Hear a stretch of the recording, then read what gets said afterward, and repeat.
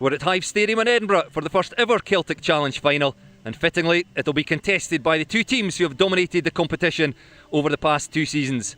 Reigning champions the Wolfhounds come in as favourites, and standing between them and 3 titles in a row, their Irish rivals the Clovers. 6 teams, 32 matches played, and it all comes down to one final game to decide who will be crowned Celtic Challenge champions. Kickoff is at 3 o'clock in an All-Ireland final. It's the Wolfhounds against the Clovers. Good afternoon, and thank you for joining us here at Hive Stadium for the inaugural Celtic Challenge Final, and the biggest occasion we've had yet in this ever-growing competition. And it features the reigning champions the Wolfhounds against their biggest rivals the Clovers. 2 Irish teams, and it's only right that we have an Irish voice in commentary today. Delighted to be alongside former Ireland international Fiona Hayes, who I think you brought this sunshine from Dublin. You were telling me what a great occasion though, and a great addition having these playoffs and a final in the Celtic Challenge. Yeah, it's unbelievable. I brought the rain a few minutes ago, but I'll take the credit for the sun as well, Bruce. Yeah, what an unbelievable competition we've had, and each game you've seen the teams getting better and better. 2 cracking semi-finals the last day, but I think it is probably right the 2 most consistent teams throughout the tournament are here in the final, and you know what, on finals day it could go either way as well. Before we get into the final, I'm interested to where these players have come from. I don't think most of us out with Ireland know too much about the game. Tell us a little bit about the women's game in Ireland and how it all feeds into the Celtic Challenge teams. Yeah, so basically it starts with the AIL, which is the league in Ireland. There's 10 teams competing in that, so all these girls would have played a little bit of that. It's still ongoing at the minute, but in generally they're picked from we have an Interpro series where you've Munster, Leinster, Connacht and Ulster, and to make the 2 teams, it's actually Leinster and Ulster combined one team. That's the colours on the jersey, and then you've got Munster and Connacht, which is the green and red, combined for the Clovers. So they take that step up and are picked off that interprovincial series in particular, and then from here I suppose go on and hopefully represent Ireland. That's their dreams. And why have they been so successful? A very brief bit of history to save boring everybody at home. But this is the 4th season, or 4th iteration of the Celtic Challenge, because it keeps evolving year on year. So in 2023, that first one, just one team from each of the Celtic Nations, won by the combined provinces, the Irish side, and then year 2 won by the Wolfhounds, with the Clovers third. Edinburgh sandwiched between them. I better get that mention in for a Scottish team. And then the next year Wolfhounds won again, Clovers runners up, and we've just seen a repeat of it this year. The 2 sides there, so it's 4 years we'll have 4 Irish winners. Why are they so successful? To be honest with you, Bruce, I think it's because obviously the IRFU have invested and are pushing the internationals to play in this tournament. This is where they're viewing them on this Celtic Challenge. But if you look at the other countries, Wales and Scotland, probably a lot of their best players are playing in the Premiership, and some do come back and play, but this is the top talent in Ireland at the minute playing in this Celtic Challenge. Yeah. And on that, how instrumental then has the Celtic Challenge been in, well, I suppose, doing 2 things, because Scott Beeman has just named his Six Nations squad last week. There's 25 of the 36 players applying their trade in Ireland. So how instrumental has it been in bringing home, if you like, some of the top pros and internationals, and also developing the next crop of players, the under-20s and under-21s, to get them ready to play international rugby? Yeah, look, and I think the biggest thing I've seen with this this Celtic Challenge in particular is the 21s. A lot of the girls that might make that national level now are in that. In the team I'm coaching at back home, Old Belvedere, we've had 7 been picked from this tournament alone to represent Ireland in this under-21s festival that's coming up. So look, it's pivotal to Scott Beamond and his plans, and also you can see with selection as well, he's probably got a little bit of a hand involved here as well, with a view on those first few games, because it goes directly into that Six Nations. He might well be here today, I think. At least he'll be watching at home, if not. Although, of course, a final that both teams will desperately want to win. I do wonder if some of the players will also be treating this as a bit of a trial match in terms of winning selection to play England in a couple of weeks. Of course. If you're going against your opposite number that's trying to take your jersey, or if you're trying to take the jersey off their back, I think this is the perfect showcase for that. Props in particular, we'll see them all going hell for leather inside in that scrum. And there's a couple of girls that might step up, back row in particular, that mightn't have made that World Cup squad. That was the last international rugby window, that probably have grown in this competition and would be hoping to jump ahead of someone in that spot and try and take that starting jersey against England. Yes. Let's look at the game then. So the sides have met 6 times. The Wolfhounds have won 5 of them. Yeah. How do the Clovers turn that around? Yeah, look, I mean, like if you're looking at both squads, you probably would say that that the Wolfhounds in particular would have a lot more Irish representation on them, but there's nothing like an underdog, Bruce, and everybody loves an underdog as well. But the Clovers in particular have cut the deficit in the last few games that they've played them. We've seen obviously at the early start of the season, Bruce, I think it was the kicking game in particular. Dana controlled everything and it absolutely killed that Clovers. They squashed that little bit in the last game. So what I would imagine here is they're quietly confident. The Clovers have to get set piece right, but they also have to be able to close down Dana's boot, because when she kicks, especially with this wind in Edinburgh, I mean it's unbelievable to watch and cut that 50-22 space in particular. Yeah, well, I was just going to talk about the conditions. I mean, you're seeing Hive Stadium just about at its best. Fast track. The sun is shining now. It's just a bit windy. Tell us about maybe the slightly contrasting styles of the two teams and how you think this game will play out. Yeah, look, it's obviously it's Irish rugby. A lot of how they play is very similar. Their structure, you see with the Wolfhounds in particular, if they're anywhere inside in their own half, it's probably 2 phases and they're kicking back. They don't want to put themselves under pressure and they're not overplaying. They have, as I said, Dana's boot there.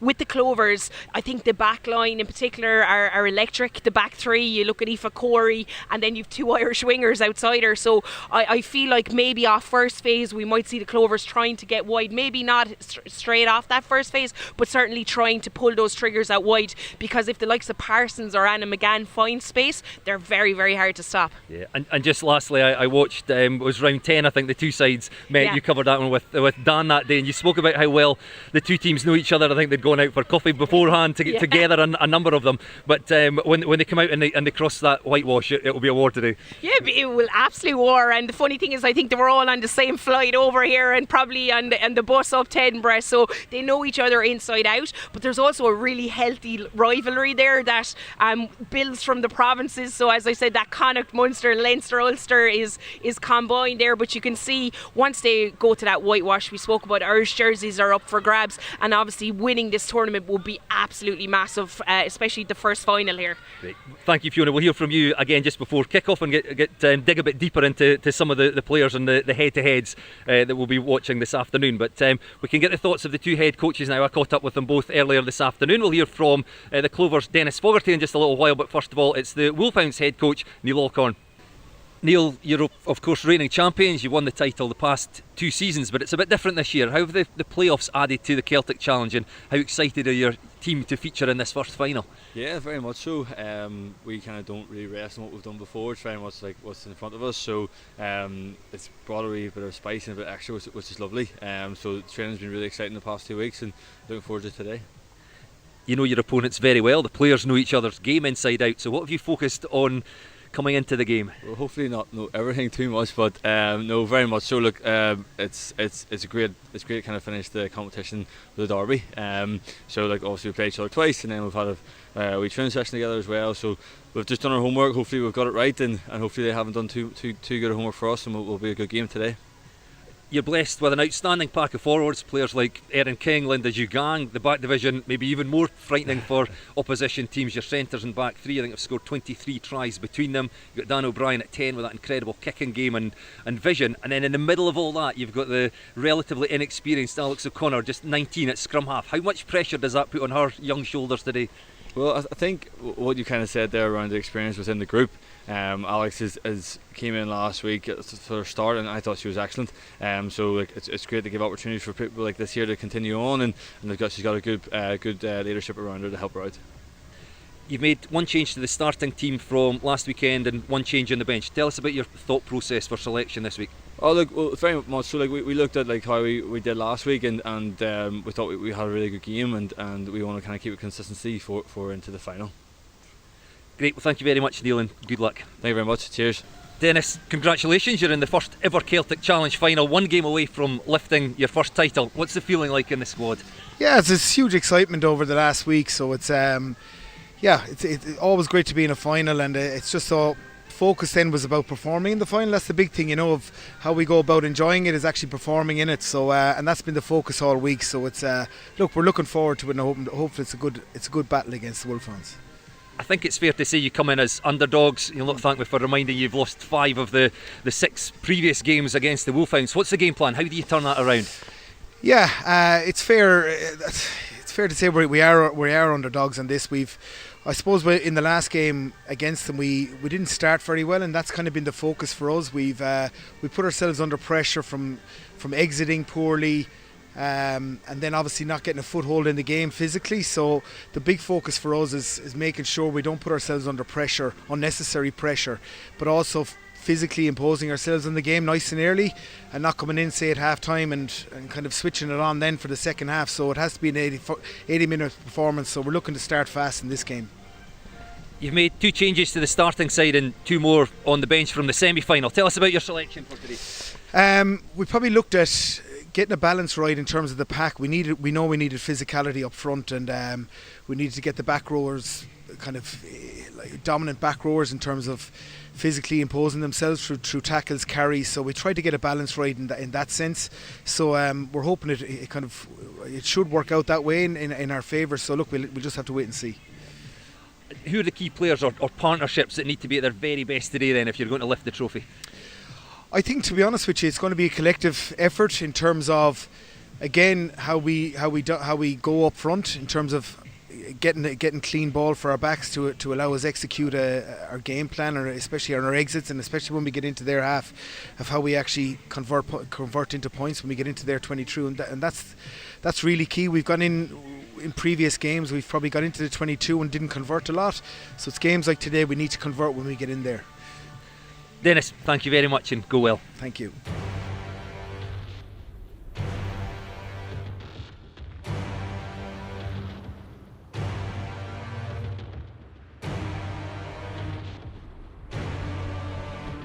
In fields where ancients once whispered the wind, where stone meets sky and legends begin, the call of the Celt still hums in the ground, a song of courage where hearts are found.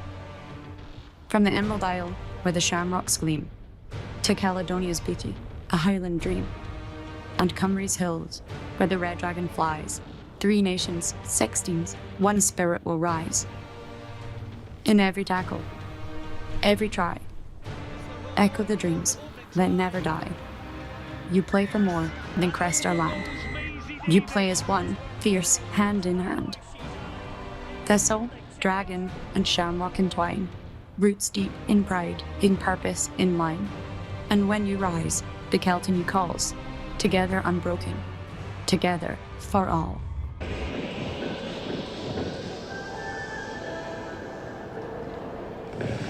So here we are then at Hive Stadium for the Celtic Challenge Final, the Wolfhounds against the Clovers. We've heard the thoughts of the coaches. We've got Fiona Hayes alongside me. We'll hear from her again in just a second. The Guard of Honour, Pennycook Minis, already lined up on the pitch. Their flags fluttering in the breeze. I think that's just about the only thing we've got to complain about here today.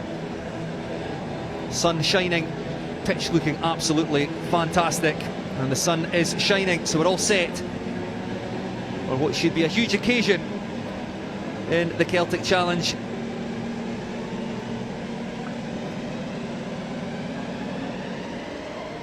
So let's have a look at the sides. The Wolfhounds head coach Neil Alcorn and call upon 9 Ireland internationals and 10 members of the Ireland Six Nations squad, which was named last week. He's made just one change to the side, which defeated Brython Thunder in the semi-final. And he starts with Linda Jugang, India Daly and Sophie Barrett in the front row. The second row pairing Kate Jordan and Nisha Smith, and in the back row it's Fiona Chute. That one change, Aoife Corcoran coming in at 7, and then the newly named Ireland captain Erin King at number 8. Half-back pairing 19-year-old Alex O'Connor, partners Dana O'Brien, and then that 11 to 15, 23 tries between them. Eve Higgins and Aoife Dalton, the captain, lining up in the centres. In the back three, Vicky Elms-Kinlan on the left wing, Robin O'Connor on the right, and Stacey Flood at fullback. Ireland internationals spread right across that back division. And the one change in the bench, who I think will make a big difference when she comes on, Maeve Ogilvie, another Ireland international. And then for the Clovers, Dennis Fogarty also has a number of internationals in his side, 7 in total, and 11 members of that Ireland Six Nations squad. He's been forced to make 2 changes to the side, which saw off Gwalia Lightning in the semi-final. One at hooker and also at number 7, and a couple more changes on the bench. He starts with Siobhan McCarthy, Emma Dunnican and Syed McGrath in the front row. Captain Ruth Campbell is alongside Aveen McGrath in the second row, and in the back row Anna Kate Gurnane comes in alongside Ailish Quinn and Jemima Adams-Verling. 2 Ireland internationals at half-back, Emily Lane and Enya Breen. In the centres, Niamh Murphy is alongside Alana McInerney. In the back three, Bevan Parsons, Anna McGann and Aoife Corrie, who won her solitary cap here against Scotland at Hive Stadium last year in the Six Nations. And on the bench, Gráinne Burke and Lucia Lynn both added to the squad. So Fiona, we'll bring you back in again. A number of Ireland internationals in the 25 home-based players named in that Six Nations squad, 21 of them on show today. Pick us some names out and some head-to-heads that you're looking forward to.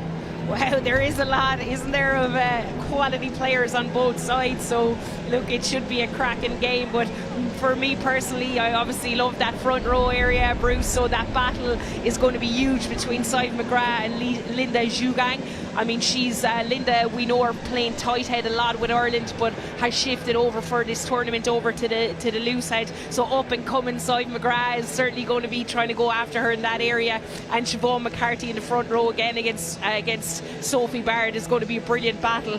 But you spoke about Irish internationals, and look at that centre pairing of Eve Higgins and Aoife Dalton for the Wolfhounds. Unbelievable. Alana McInerney, I think in the last game, was absolutely quality for the Clovers at 13, and she's there with Niamh Murphy, another great player. So you've kind of got, I wouldn't call Eve Higgins and Aoife Dalton old, but you have the up and coming younger girls going after the 2 tried and tested Irish internationals. I suppose is a brilliant area, and always the back 3 is somewhere you should be looking out to too. Well, we spoke at the start about Scott Beamond and which areas, which players he might be interested in, and some of them maybe treating it as a trial. The centres you named there, that's got to be one of the areas that well, at least the Clover centres will be looking at that as a trial. Yeah, look, and we also look, you have Enya Breen. She's starting today at 10, but we know that she can play and has played a lot of her caps with Ireland at 12. So if she can do something, magical playing at 10, you're putting pressure up against the 2 centres that are there at the minute. I mean, Eve Higgins throughout this tournament, I don't know how many player of the game she's picked up. She's been outstanding, but it's all based on her partnership with Aoife Dalton. They just work superbly together, and Aoife Dalton in particular is unbelievable at just running lines and getting players involved, those players outside are involved. Well, of course, we're given stats every week, and again, don't want to bore people at home. They excite me, but maybe not everybody. But the 2 of them are head and head. They're both have beaten 46 defenders, Eve Higgins and Aoife Dalton. So sitting second, if you like, in the league table with that one. 14 clean breaks for Aoife Dalton. Just plays beautifully off Eve Higgins, and Dan O'Brien, of course, inside them sets him off perfectly. Anyway, the sides are out. The sun is shining. Johnny McKenzie, our referee for this one.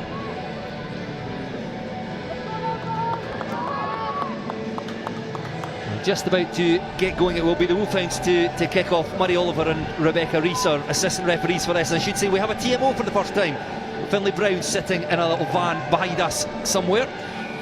And it will be Dan O'Brien, Ireland 10, who ignites this Celtic Challenge Final. And first possession to the Clovers, playing in their green and red quarters.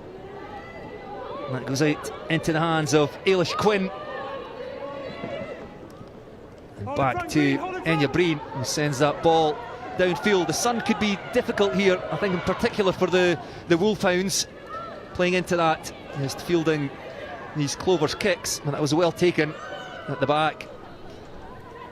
And the Wolfhounds forwards set up a position just on their side of halfway, and the Wolfhounds, just a hint of space down that blind side, just zigzagging their way down there, making a metre or so at a time, but solid Clovers defence, and piling into the ruck. Linda Jugang just goes straight through the middle of the breakdown. Dan O'Brien trying to use the forwards, that's been knocked on though, so an early win for the Clovers defence. Yeah, superb there. I think it was a slight knock on by Fiona Chute, but if you saw in the ruck beforehand, Siobhan McCarthy just really going after Wolfhound's ball. She gets straight through the ruck. Unfortunately, they didn't turn it off, but for me, that says, Bruce, exactly what's trying to happen here. They're going to hit that Wolfhound's ruck, try and slow it down, not give Dana that quick ball that she has been getting in the past. And here's my battle I'm most excited about seeing at scrum time, and obviously the referee can decide which way it goes as well. He'll have a big part in this. Sive McGrath, Clover's tight head up against Linda Jugang, and picked that one out. Almost obligatory scrum reset at the start. Yeah, obligatory blaming the opposition as well. Everyone looks at their opposition and points to the referee. No Beth Buttimer at hooker for Clovers today. Emma Dunnican given her chance to start. Featured 5 times this season for the Clovers. Yeah, she's been a real star. I watched her come on in the second half. Beth Buttimer is obviously a bit sick for this game, so she couldn't make it, but Emma Dunnican, when she came off the bench last week, was superb in open play in particular. So picked up at the base, Jemima Adams-Verling feeds Emily Lane, and away go the Clovers down in front of the crowd over on the other side of the pitch from us.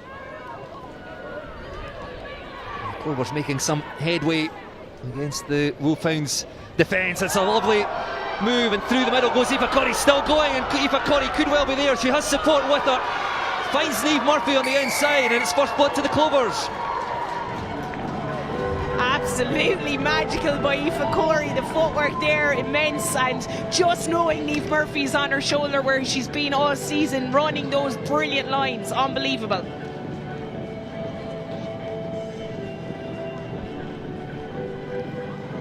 So the Clovers taking advantage of leaky Wolfhounds defence round the side of the breakdown, and Aoife Corrie, great acceleration, awareness of the support, and Niamh Murphy on the inside profiting from the break.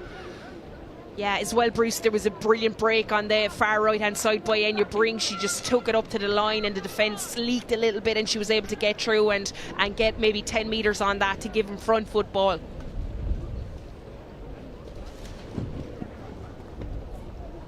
Enya Breen lining up what should be the easiest of conversions, raises the flags, and the Clovers lead by 7 points to 0 with 3 minutes played. Yeah, here you can see the try again here. It's just it's Emily Lane trying to get quick ball, and it's the footwork back inside Aoife Corrie, that space, but it's that in to out that makes Stacey Floods have a little slip, and just off her shoulder Niamh Murphy. Brilliant worked move.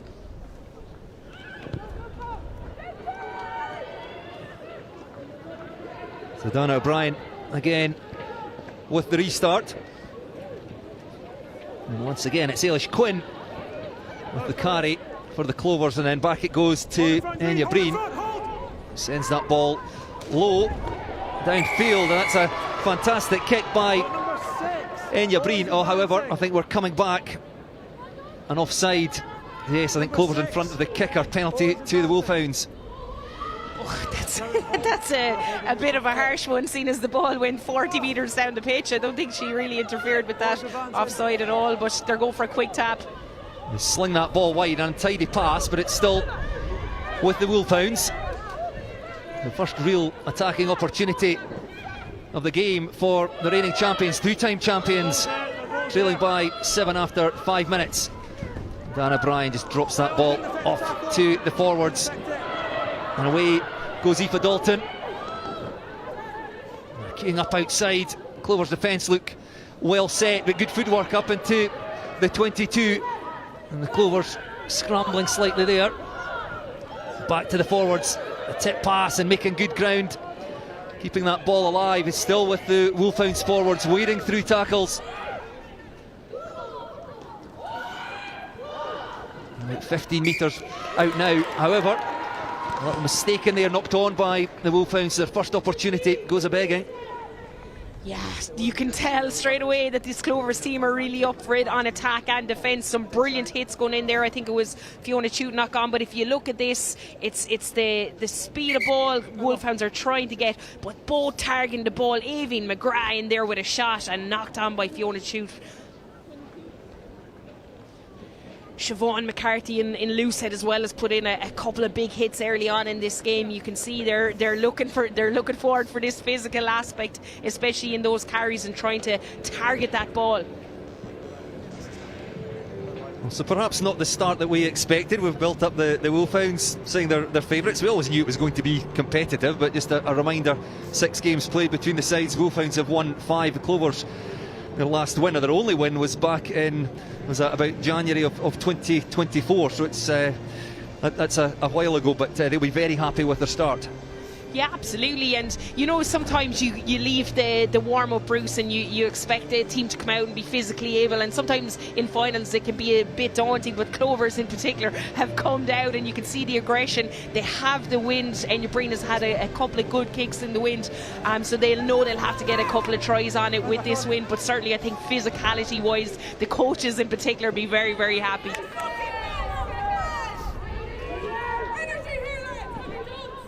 Well, the Clovers scrum about 15 metres out from their try line.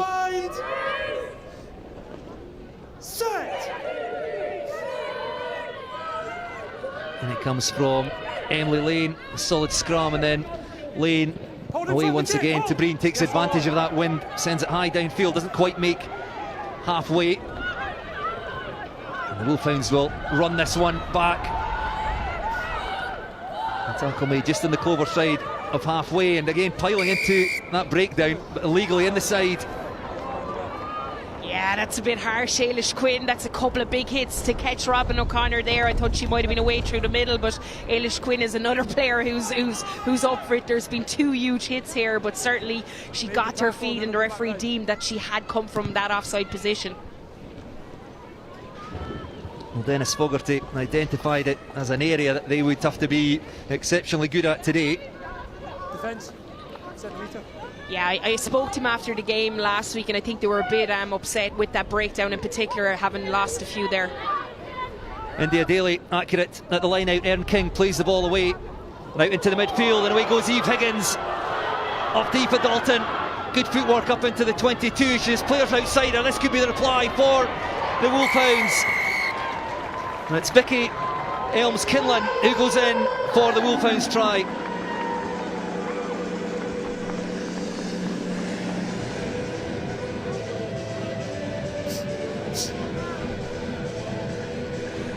A brilliantly worked try. You could see a couple of phases right, and that quick snap down the left, they had numbers over. If you look here, it's that speed of pass and that dummy in particular by Eve Higgins. You could see the defence bought it. Enya Breen done really well to get back, and Dalton just always looking for a winger, that inside out step and hand free for a lovely offload. Stacey Flood done really well as well to square up and hold Aoife Corey in to get Vicky Elms away in the corner. Brilliant work by the 2 Wolfhound centres. Eve Higgins with the dummy in the break, Aoife Dalton, the captain, on her shoulder. And it's Vicky Elms-Kinlan who goes over in the corner, just a little too far out for Dan O'Brien to make the conversion. It's a try apiece. The Clovers lead by 7 points to 5.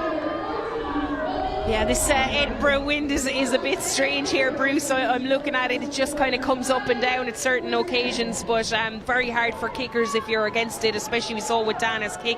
We know she's got real power, but she just couldn't lift it there. Oh, I would have missed the Enya Breen's one from right in front of the post, so I'm always impressed with any conversion. I'm a prop, I would have scored it, but probably the reality would have been different, Bruce. A slight delay for some treatment, I think, isn't it, to Enya Breen? Just trotted upfield and we'll take the restart. Glorious sunshine here in Edinburgh, and sends that long. It's a reminder the Clovers playing with the wind at their backs in this first half. Dan O'Brien, given that wind over on the far side, makes decent ground with the clearing kick. Yeah, that's a good exit for Dana. She had time to catch, regather and get out. It's that kind of thing when you're kicking into that. Do you do it long to give the return kick a chance, or should you try and make it contestable, especially here with this wind? It's very hard to get after. A bit of movement in the Clovers line out, and Emma Dunnican in for Beth Buttimer today. Can't find her jumper. We spoke about the wind being difficult for the kickers, it's also difficult for the hookers. Yeah, first knock on. Yeah, and especially if you're looking at that movement as well, you're trying to get the timing just on the top of that lift. But fair play to the Wolfhounds, they got on just ahead and put pressure on. I think it was Avian McGrath there to give that turnover to them.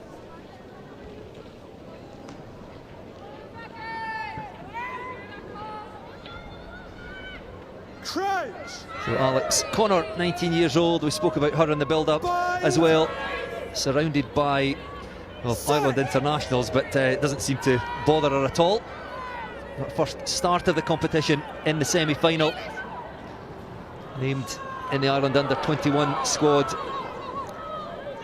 Clattering into contact there was Aoife Dalton. The Wolfhounds on their own 10-metre line. Trying to get the hands free.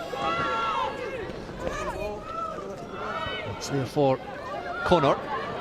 And the Wolfhounds forwards finding it hard to make any headway into this aggressive Clovers defence as Bevan Parsons comes racing out the line.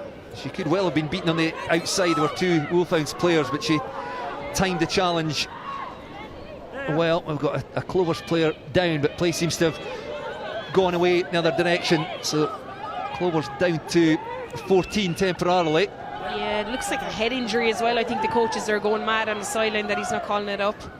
Chipped over the top. Aoife Corrie comes forward to tidy that up, but couldn't quite handle the ball. Knock on. We'll have a Wolfhound scrum. I think we'll have a break in play now, though, for some treatment to the player just down to our left. Yeah, there was a lot of roaring and shouting from the sideline here. I do feel there was two players down, both with head injuries, and obviously the play came this way. So unfortunate, really, for Aoife Corrie, I think, there with that slight knock on. But yeah, not too happy the Clovers bench here. You can see the kick there, and Aoife Corrie having to come forward and just take a horrible bounce. She was about to pick it up, has knocked that ball on. But you're right, there's actually two players. I only saw the one. It's two Clovers players, I presume, have collided with each other. So they were down to 13 defensively. Yeah, you've got Ruth Campbell there, will probably have to go off, and I think it's Alana McInerney down there, which looks like a little bit more serious than Ruth, but certainly they both might be able to get some stitches. There seems to be a bit of blood there. Yes, Ruth Campbell just making her way down the touchline. The Clovers captain seems to be in not too bad shape. It's a long walk back into Scottish Gas Murrayfield, where the changing rooms are, to get patched up. Hopefully she will reappear. And as you say, I think it is Alana McInerney down here who's being bandaged up. She may well be okay. Let's have a look at it here. Yeah, it was spot on there. Just that swing and tackle. Unfortunately, footwork of Aoife Dalton and both Ruth and Alana just hit heads, but certainly Alana can't see out of that eye, so she's off down the tunnel as well. But hopefully they'll be able to clear that up, because she's in superb form at the minute.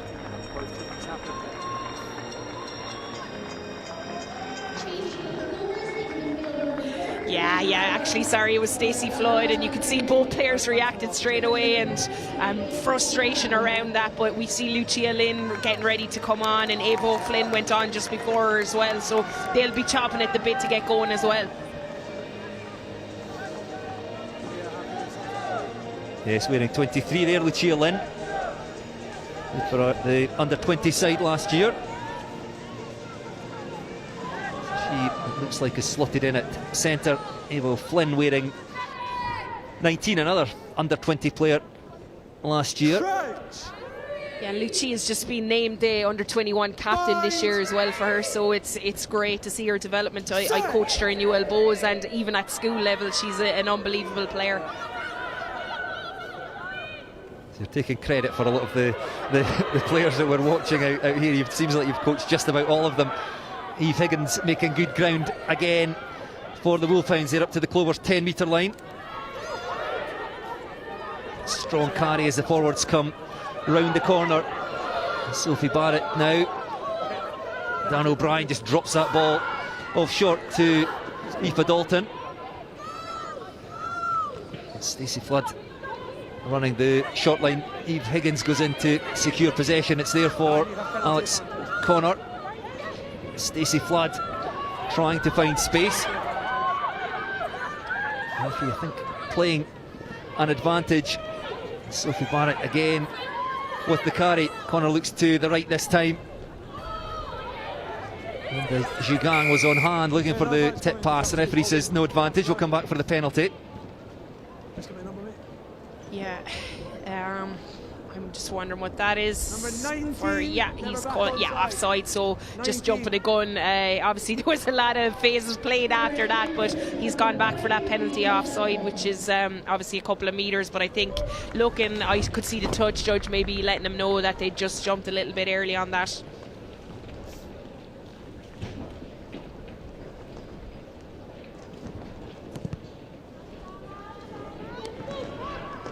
Dana O'Brien, probably not the kick she was looking for. It seemed to come off the side of her boot, again kicking into the wind, but it will be a Wolfhounds line out on the Clovers 22. Yeah, you can see just by the touch judge's flag it's kind of up and down, but when it's going it's pretty hard wind to throw or kick against.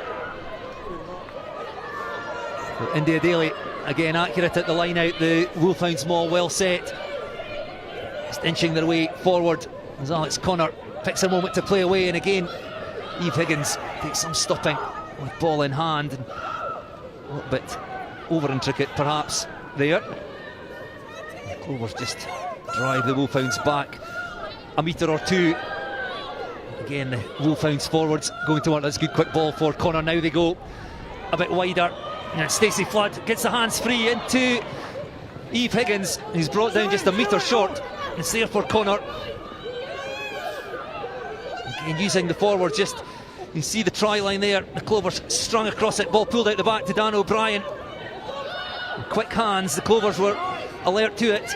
It's still there for Connor, as once again the Wolfhounds forwards coming round the corner, can't quite get there. Linda Jugang, she's got the power, drives herself over, her 5th try of the season, and the Wolfhounds lead after 15 minutes. Yeah, as I said, when they get those phases, when they get quick ball, they're absolutely deadly, so close to the line. And Linda Jugang coming up with trumps there just under the post as well. But if you look closely, you can see the Clovers, they're focused in Emily Lane, trying to rip the ball, but it's that speed of play. Fiona Chute, a big carry, big leg drive. It's the clear outs, you can see it straight away, and Linda Jugang, very, very hard to stop from a metre out. Probably might be a little bit disappointed that someone didn't target the ball as there was 3 on her, but it's very, very hard when you're just so close to the line to think about that. I'm not sure how you stop Linda Jugang from there. 52 Irish caps, and she is a scoring machine. Played 10 times for the Wolfhounds this year, and so that's her 5th try. Another look at it here. Yeah, it's Linda, you know, she's there looking for it. You can see her waiting for it, and it's that little footwork to get her to the outside shoulder of the defender, and also low enough not to be held up. The conversion from in front of the post successful from Dana O'Brien, and the Wolfhounds, having trailed by 7 points to 0 after only 3 minutes, now lead by 12 points to 7.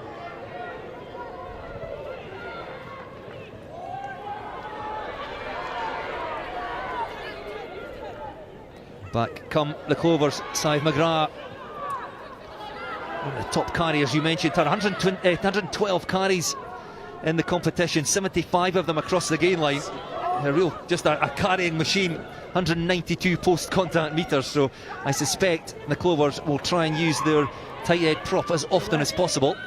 Yeah, she's so good, especially in those tight channels as well. She really gets gain line when you need it. Bevan Parsons throws the dummy and drives into contact. Aoibhinn McGrath. And Emily Lane whips that ball out to Enya Breen, quickly through the hands to Lucia Lynn. Filling in perhaps temporarily for Alana McInerney. Injury. Clovers up to the Wolfhounds 10-metre line now. Slow ball. Wolfhounds off their feet. And away goes Emily Lane. No, the referee, I've just seen you lift it off the floor. Apologies if you have. Joni McKenzie, not happy with that. I think saying that she didn't tap it.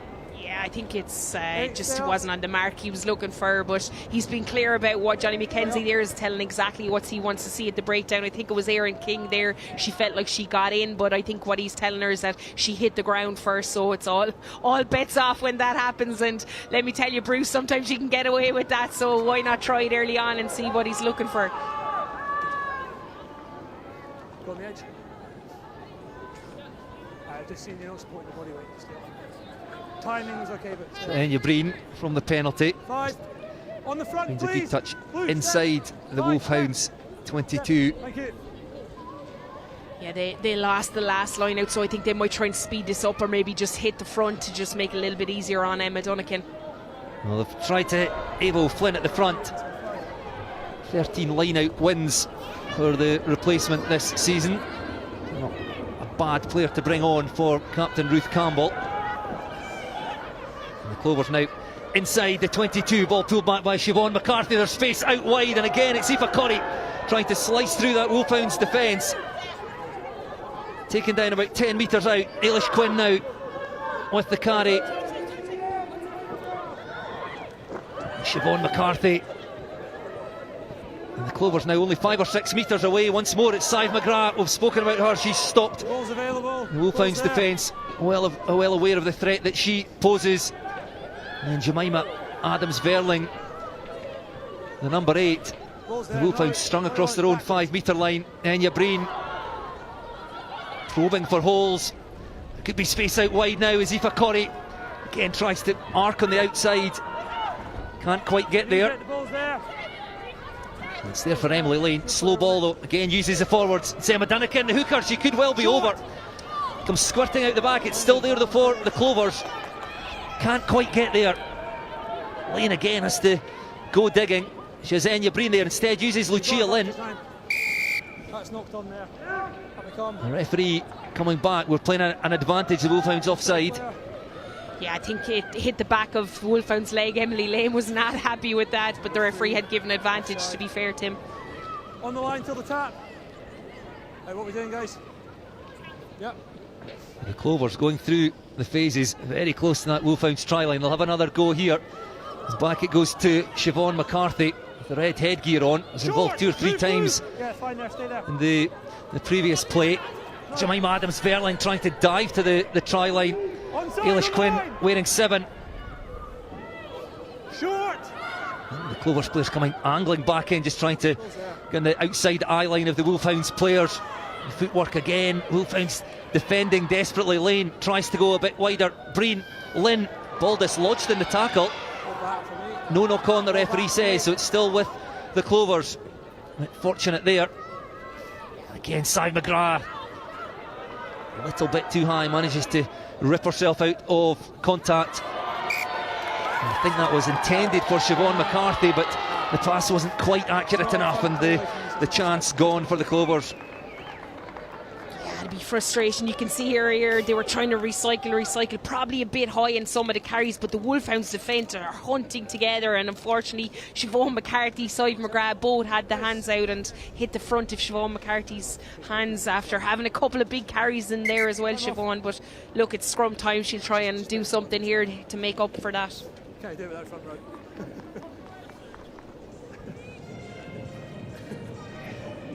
That's what I said. Everybody will be quite happy to get a breather there. It was a number of phases the Clovers went through, but the Wolfhounds' stout defence holding firm. Yeah, look, the Wolfhounds were there every time, kind of they're high, they're targeting the ball, and you can see maybe, as I said, the Clovers slightly a bit high in how they're carrying it, so it just slows everything down. Emily Lane then ends up digging for the ball, so they'll have to lower them, especially against this Wolfhounds defence. From 5 metres out in particular, they're very, very good, and they hunt in packs.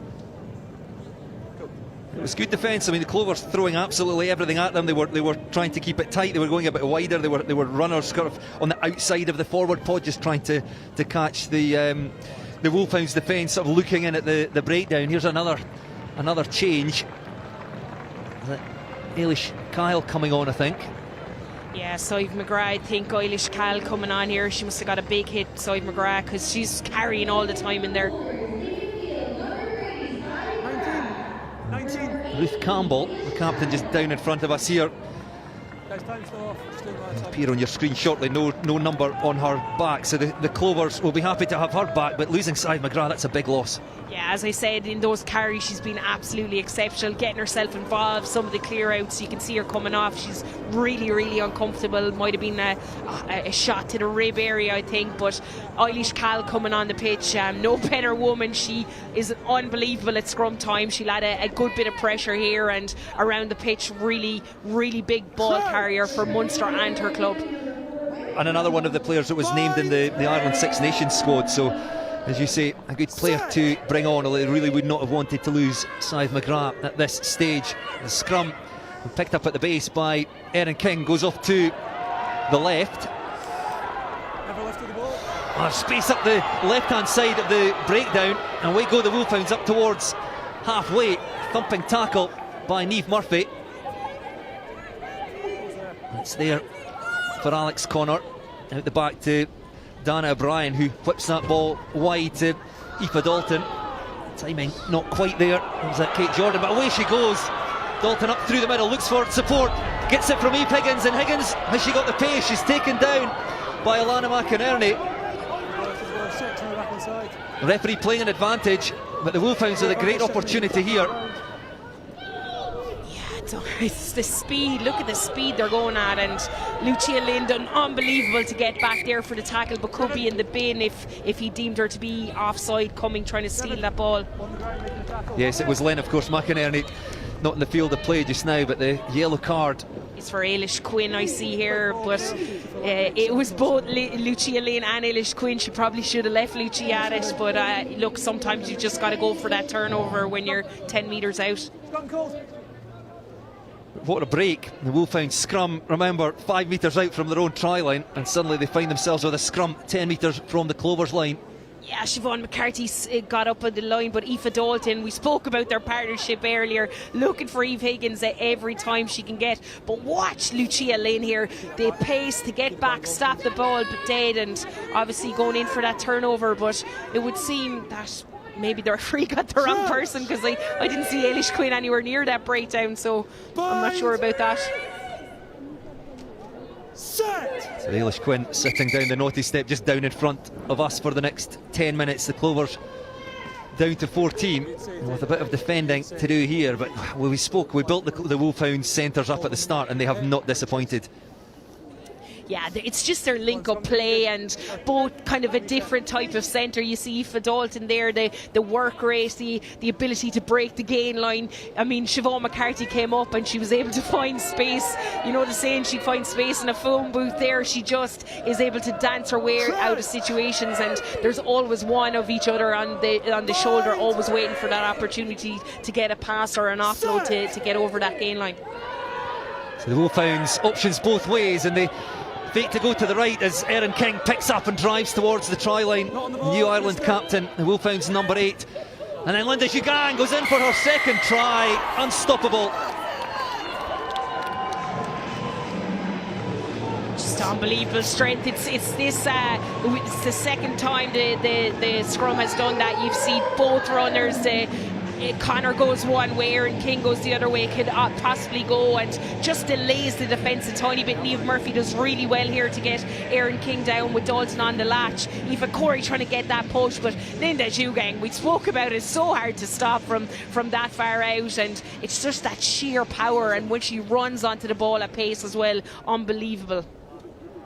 Yes, it was clever play by the Wolfhounds. They had 2 backs to the right, 2 to the left, and the 10 and 15 stacked behind. They went to the right, sort of attracted the attention of the Clovers defence as Erin King picked up great pace from the back of the scrum as Dan O'Brien, that educated left boot, raises the flags once again, and it's the Clovers 19, the Wolfhounds 19, the Clovers 7, with about 25 minutes played here in the Celtic Challenge Final. Yeah, you can see here they're showing the try again. It's that break by Erin King and the ability to get the ball back nice and quick. Connor looking for it, and Linda on that line. It's the inside to out, unbelievable run. You know, it's so hard to get underneath that ball. You always say target the ball, but it's easier said than done. Outside. Her timing is impeccable as well. I'm sure she had everybody told, do not go in there. That is my try. Eve Higgins angling Outside. back in. He's into contact just on the 22. Dan O'Brien sends it in the direction of Aoife Corrie. She's got Enya Breen there for support, and there's space here as Lucia Lynn calls for the ball. I think she was asking for the ball to be kicked through. It was instead lobbed over the top. It's gone forward, and that was a real opportunity for the Clovers. Yeah, there was a slip by Aoife Dalton as well in the middle of that, and Enya, you know, the space was there. It's sometimes so hard, you're trying to see. You'll see from the replay here, brilliantly caught by Corey, and as Enya's looking to put it into space, she's thinking, will I kick it? Probably could have set a little bit deeper, but it's just a pass. It is forward. You know, sometimes you call those 50-50s, but that's you can't say that in that situation, but certainly the space did open for them. You couldn't quite see it on the side of the left of your screen there, but I think they were calling for that ball. Lucia Lynn was calling for that ball to be kicked through, so that was in Enya Breen's mind as she was probably thinking herself to throw the pass. Maybe got caught in 2 minds and it didn't quite work out. But the Clovers, they'll certainly want to be the side that scores next, trailing by 19 points to 7. Yeah, absolutely, and I think in a lot of the games this season as well, the Clovers' second half performances have been really, really good. The Wolfhounds have died off, but they've obviously been ahead in a lot of those fixtures, so probably, you know, sometimes that happens if you go a few tries ahead, but certainly if they can stay within this, and the wind seems to be dying down a bit as well. They had a big blast of it in the first half. It might be there for that second half, but this Clovers team can certainly score tries from any area of the pitch. It's just this Wolfhounds trying to defend. The speed of ball that they play with can be very, very hard. I think that is Aoife Dalton down, getting some treatment. The Wolfhounds won't want to lose her. She has been incredible in the opening 26 minutes. Yeah, she's been everywhere, and as I said, she slipped, so they look to be taping the ankle. It might have been just a slight gone over, but certainly we spoke about her partnership with Eve Higgins, but on the attack. But even if you see some of the hits she's putting in here, it's unbelievable. It's that noise every time I see Aoife Dalton hit. I'm like, ow! She's just so good in her technique and targets that area just under the ball to stop the ball carrier dead. She's thankfully back on her feet, ankle strapped. Izzy will just get her to bounce up and down a couple of times, the obligatory test to make sure she's okay, and she seems to be, thankfully.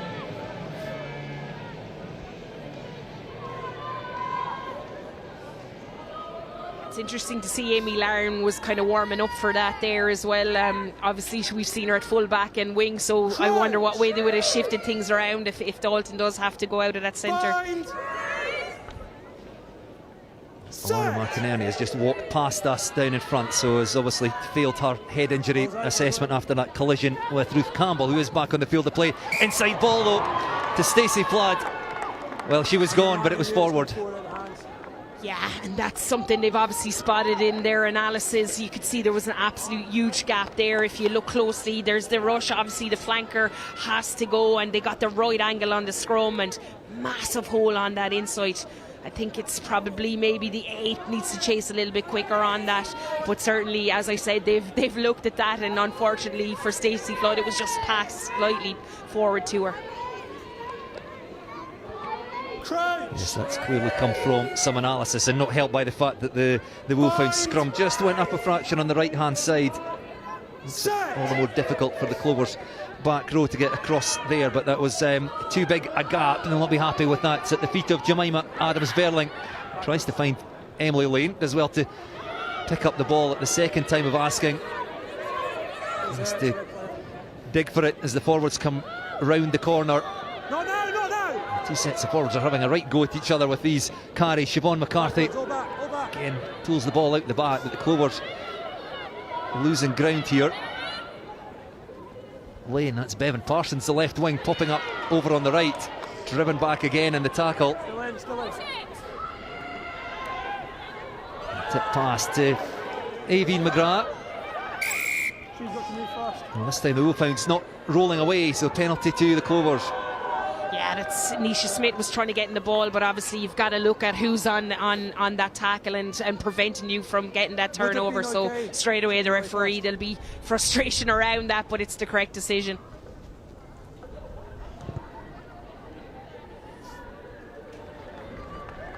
And Yabreen again just punches that ball into touch around the Wolfhounds 22 from the penalty.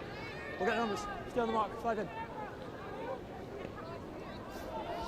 And Emma Dunnican, she's been under a bit of pressure at line out time.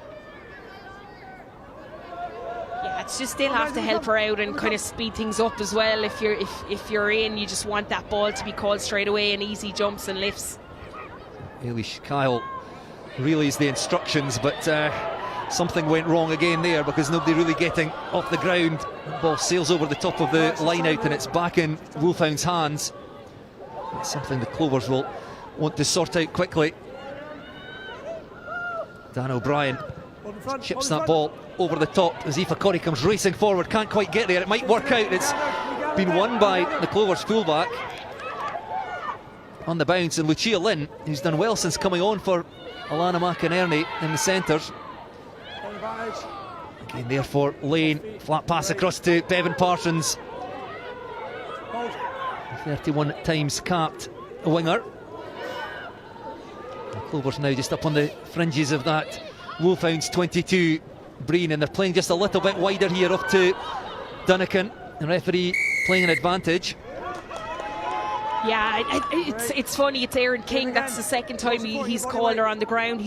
What he's trying to say is that she is hitting the ground before she targets the ball, and he wants to see her up, but she's shaking her head. She's saying, I get away with this every other time I do it, but certainly she is getting in on top of the ball, but it's the movement before that he's deeming illegal.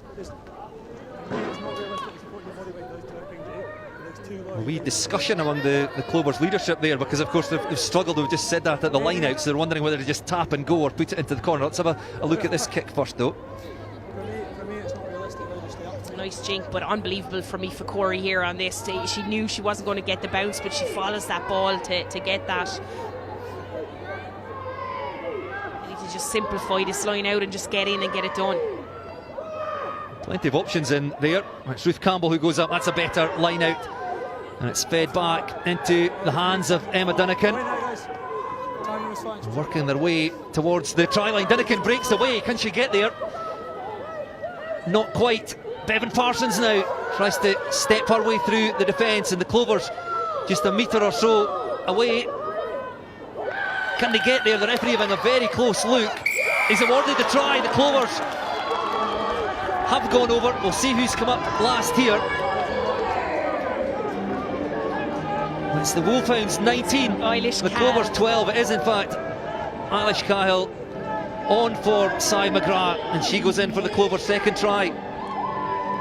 Yeah, she'll be absolutely delighted that. Again, you can see it here. It's Parsons here. That leg drive is unbelievable. Falls on her back. Thought there might have been a turnover here, but Eilish Cal, I spoke about Linda Zhugang. Nobody's stopping Eilish Cal from that range. So low in her carry and right underneath India Daly. Superb.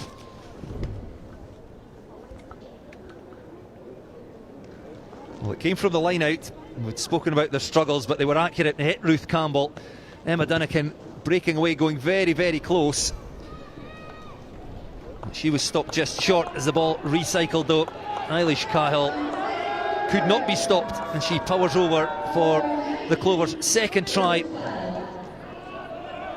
Yeah, it's funny the Wolfhounds didn't go up in the air for that Clovers line out, as they've stolen two and put serious pressure on Emma Dunican, but obviously wanted to try and defend that maul, so they stayed down for it. Enya Breen unsuccessful with the conversion. 2 tries to the Clovers. The Wolfhounds 19, Clovers 12, and about 8 minutes left to play to half time.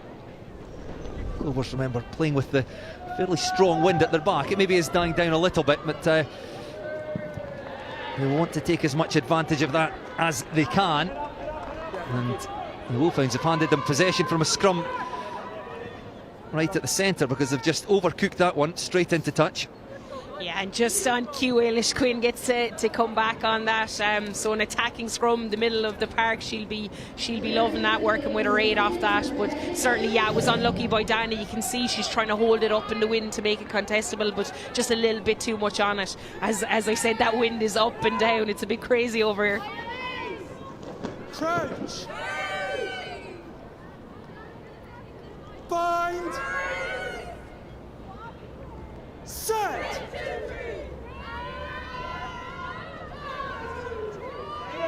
So scrum, centre field, and the Clovers break to the left. Enya Breen and Aoife Corrie were in the scrum. They've gone left, they've kicked that through. Bevan Parsons hunting for the ball, almost getting there. Ball beats everybody into touch as the flag of Rebecca Rees goes up just down to our left. Yeah, that's a good move off the base of that scrum. Parsons really unlucky not to get on it. You can see by the shot here, it's just slightly her outside hand. She tried to keep it in, but her foot was on touch when she saw it. But brilliantly executed by Enya Breen as well. There was space in that backfield area.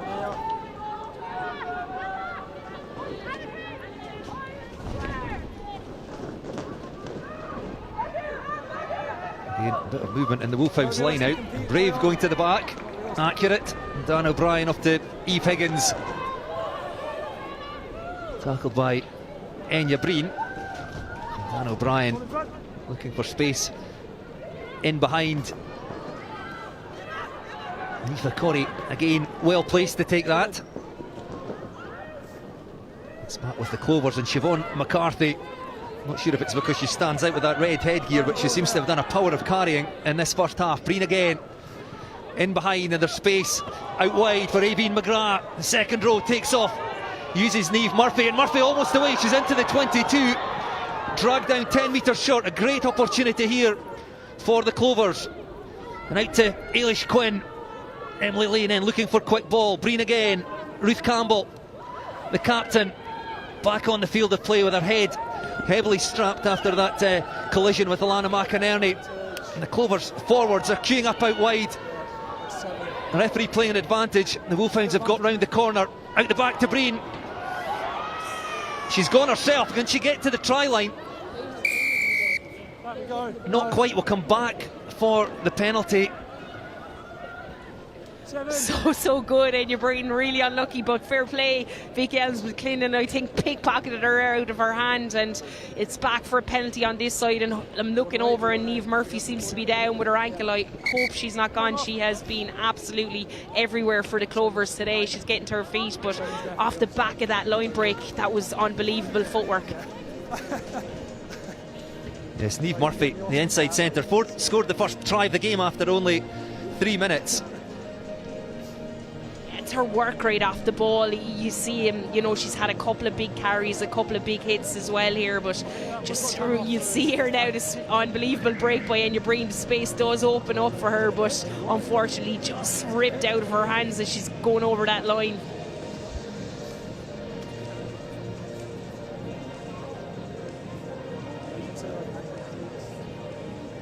Yes, Niamh Murphy there, wearing 12.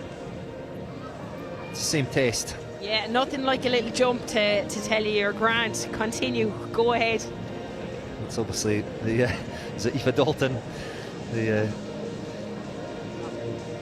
physios have been sharing tips.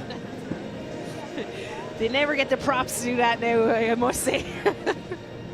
I was always told, stay where you are, don't jump on those poor ankles. Well, Niamh Murphy thankfully seems to be okay.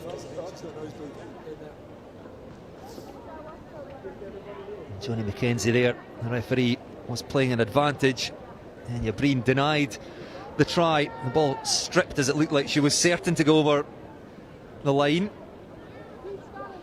Yeah, I think we might see a similar kind of 5 metre tap penalty, and just we saw when Eilish Cal went in there, when she was so low to the line, they'll probably look at doing something similar, and just getting a little bit lower. Also could look at that line out, because we know when they get that maul form, they're very, very hard to stop. They'll just be nervous about whether they win the ball, but they have opted to go to the corner. So Clovers line out 5 metres out, about 4.5 minutes left in this first half. I'd be surprised if the Wolfhounds don't go up this time. They stay down to stop that maul, but when they get up, they're putting pressure on the thrower and the jumper, and they've come up trumps a few times. Emma Dunnican again goes to the captain, Ruth Campbell in the middle. And the Clovers maul well set, it's back in the hands of the hooker, Emma Dunnican. The Wolfhounds piling in as the Clovers spin away to the right. Referee again playing a penalty advantage as it goes to deck. Emily Lane will play away. Lucia Lynn again, the dancing footwork almost to the try line. Referee says no, we'll come back for the penalty. Quick tap and go, Emily Lane. Can she get in herself? She's got Eilish Cahill there again, was looking for the pass. Scrum half goes to deck, forwards pick and go. The Wolfhounds trying to defend that 7 points advantage as we go towards halfway. A referee in having a look there. The try's been awarded, and it is Eilish Cahill again. Unbelievable leg drive. They should have given it to her the first time we saw Emily Lane with that quick tap trying to go herself, but we have Cal on the outside looking for that. But yes, I spoke earlier about that low leg drive and trying to get in underneath the players, and she's been the master of that so far, herself and Linda. But you can see here, it's the ability to just relax, take her time. She looks up, she sees the defence, and just uses her body weight to get in and find a hole. Unbelievable stuff, and what a substitution she's been since she's come onto the pitch. Scrums are going unbelievable, and 2 tries to her name as well at tight head. Wow. Yes, replaced Sive McGrath early in the game, and we spoke about how big a loss she was, but Eilish Cahill with 2 tries in the space of 5 minutes. What an impact she has made. Enya Breen doesn't catch that one quite right, so can't add the extras again, but we couldn't have hoped for a tighter game. It's the Wolfhounds 19, Clovers 17. Yeah, and Clovers would be very, very happy with that comeback. They've had a lot of possession, and in other games as well against the Wolfhounds, they've had possession but haven't been able to come up with tries. But when they get inside that 5 metres out, they've been clinical, and the line has started to work as well for them. That maul is sucking those defenders in.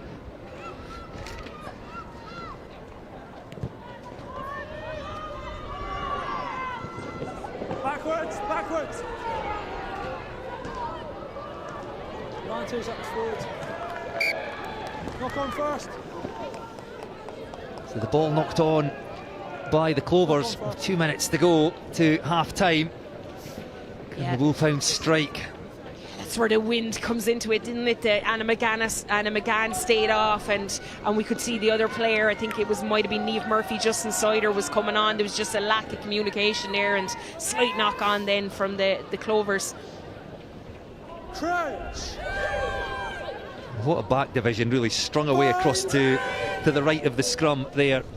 Alex Connor at scrum half has got outsider Dan O'Brien, Eve Higgins, Aoife Dalton, Vicky Elms-Kinlan, Robin O'Connor and Stacey Flood. I mean, quite incredible. I'll start by trying to batter a hole through the middle, and Aoife Dalton, the captain. Huge collision. Oh, it's been knocked on though by the Wolfhounds. Yeah, was that Kate Jordan?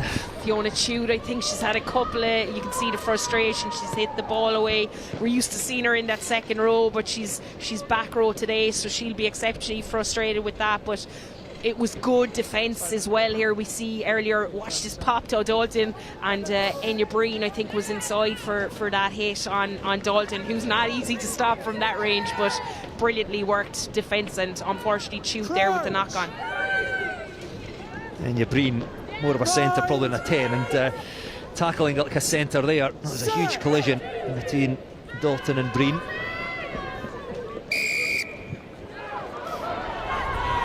Yeah, brilliant here. I think he's, we'll see what number he's called that on, but he's saying there was just a little hit and down after the hit. I think it was really well done by Siobhan McCarthy there on Sophie Bard. She got the penalty out of her.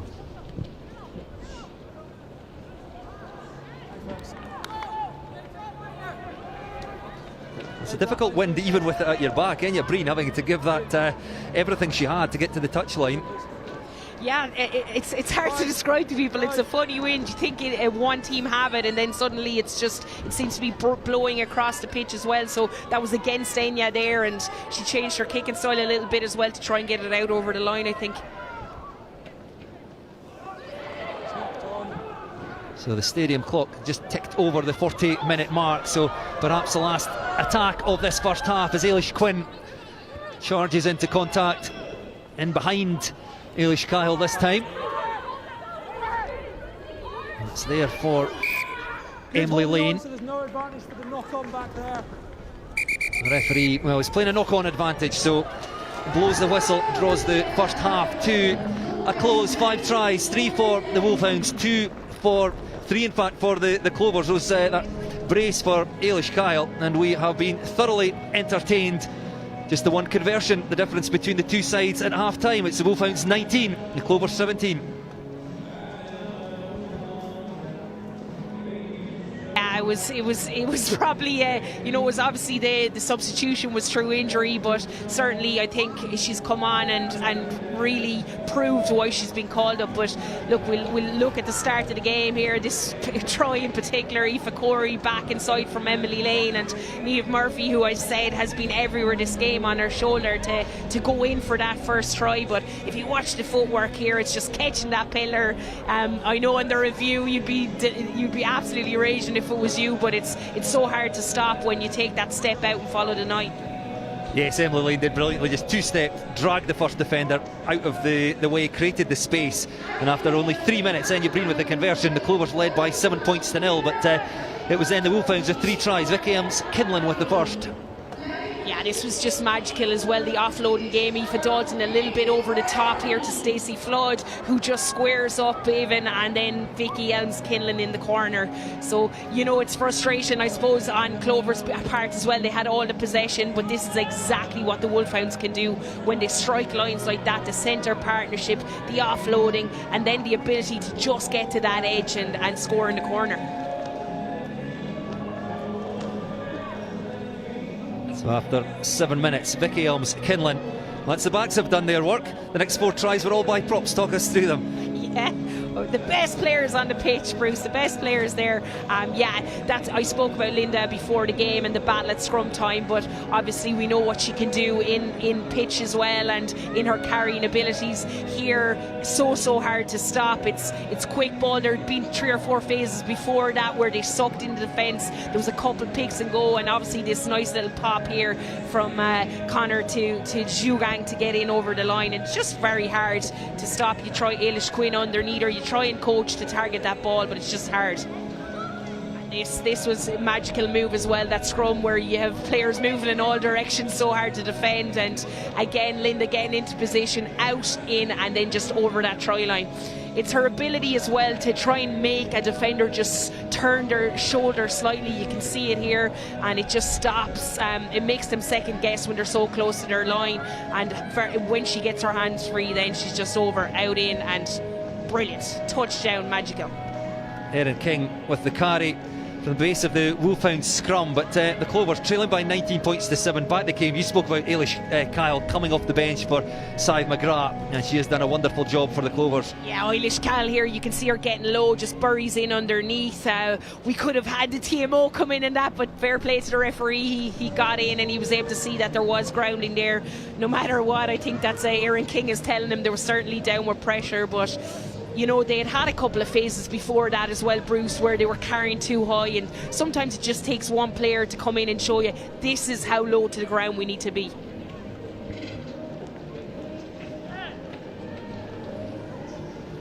And And then obviously this last try, no better girl than Eilish again to be there, and quick tap by Emily Lane sucked in that defence.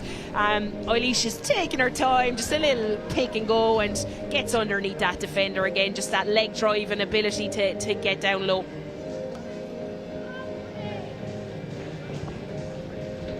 Another look at it from a different angle. Yeah, it's here, you can see it's that pick and go. A lot of coaches would tell you go out, but there's a slight gap there, and as she squares herself up, as I said, it's that leg drive, the head underneath the shoulders. You can't target the ball, and it's just, if you can get any way over, you'll fall dead on that ball. So there we go then, half-time score. The Wolfhounds 19, the Clovers 17, 3 tries apiece, 4 of them for props. Great to see just out on the pitch now the minis of Pennycook, Murrayfield Wanderers and Dunbar enjoying a game. We'll be back in around about 5 or 6 minutes to chat ahead of the second half, but we've got some entertainment for you, and I think firstly Dennis Fogarty behind the scenes training with his girls in the lead up to this final.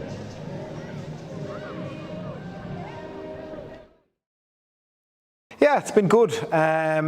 I suppose it's always exciting to get into a final. So, look, preparation began straight after the final whistle on Saturday. So, as coaches, we've been speaking about the Wolfhounds and how we get our team together and what to work on over this week. So, it's look, it's an exciting time. Players are all in good health, which is always a positive. So, yeah, we get to work now this week, and we know the challenge that lies ahead for us on Saturday. So, looking for a good week of training, and we'll attack Saturday.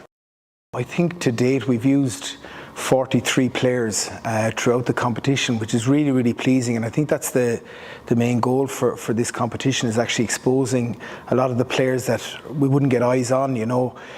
So for that reason as well, that's been a huge positive. But I think within that, we've seen with players that wouldn't have been or haven't played in this competition previously, and how they've progressed through the last couple of months, and even from a training point of view, they wouldn't have been used to the level of training of what they're exposed to here. So it's that's been massive, and they've benefited massively for that, and we've seen it on pitch as well, which is always the pleasing part. So look, there's a few girls that have played that have raised the eyebrows from a national point of view, which is always a great plus, and some getting national call-ups as well from that. So it's look, I think throughout all of that, it's been really, really positive.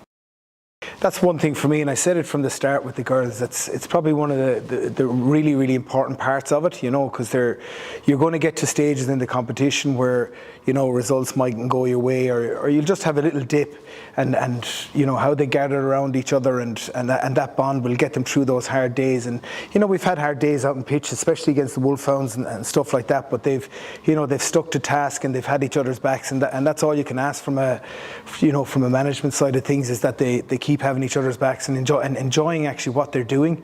So enjoying training and trying to get the best out of each other on the training park, you know. So it's great to see. There's some great characters, like I've said. So it's you know, hopefully that continues on after the competition.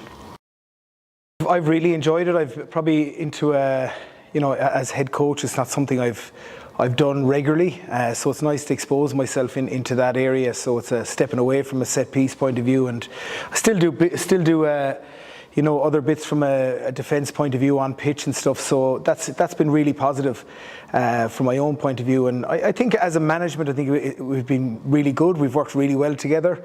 I think anyway. I don't know if they think the very same, but no, we have. We've enjoyed each other's company, and But I think the other side of it as well, we've challenged each other, which is really, really important as staff. And I think I did ask that at the very start. I said, look, I need to be challenged, and making sure we're making the right decisions here. And you know, if we do get it wrong, that's no problem. It's how we get back on track and how we look forward onto the next task. So I think overall it's been really positive, and we've thoroughly enjoyed it.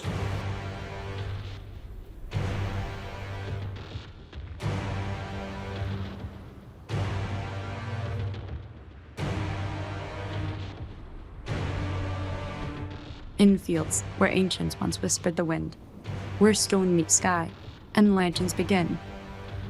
The call of the Celt still hums in the ground, a song of courage where hearts are found. From the Emerald Isle, where the shamrocks gleam, to Caledonia's beauty, a Highland dream, and Cymru's hills, where the red dragon flies, 3 nations, 6 teams, one spirit will rise.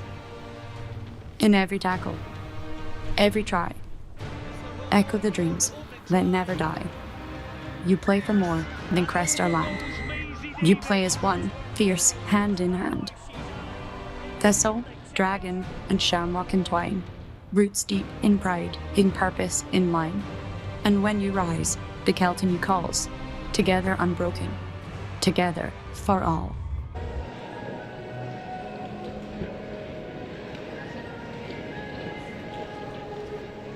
Well, we're back live at Hive Stadium.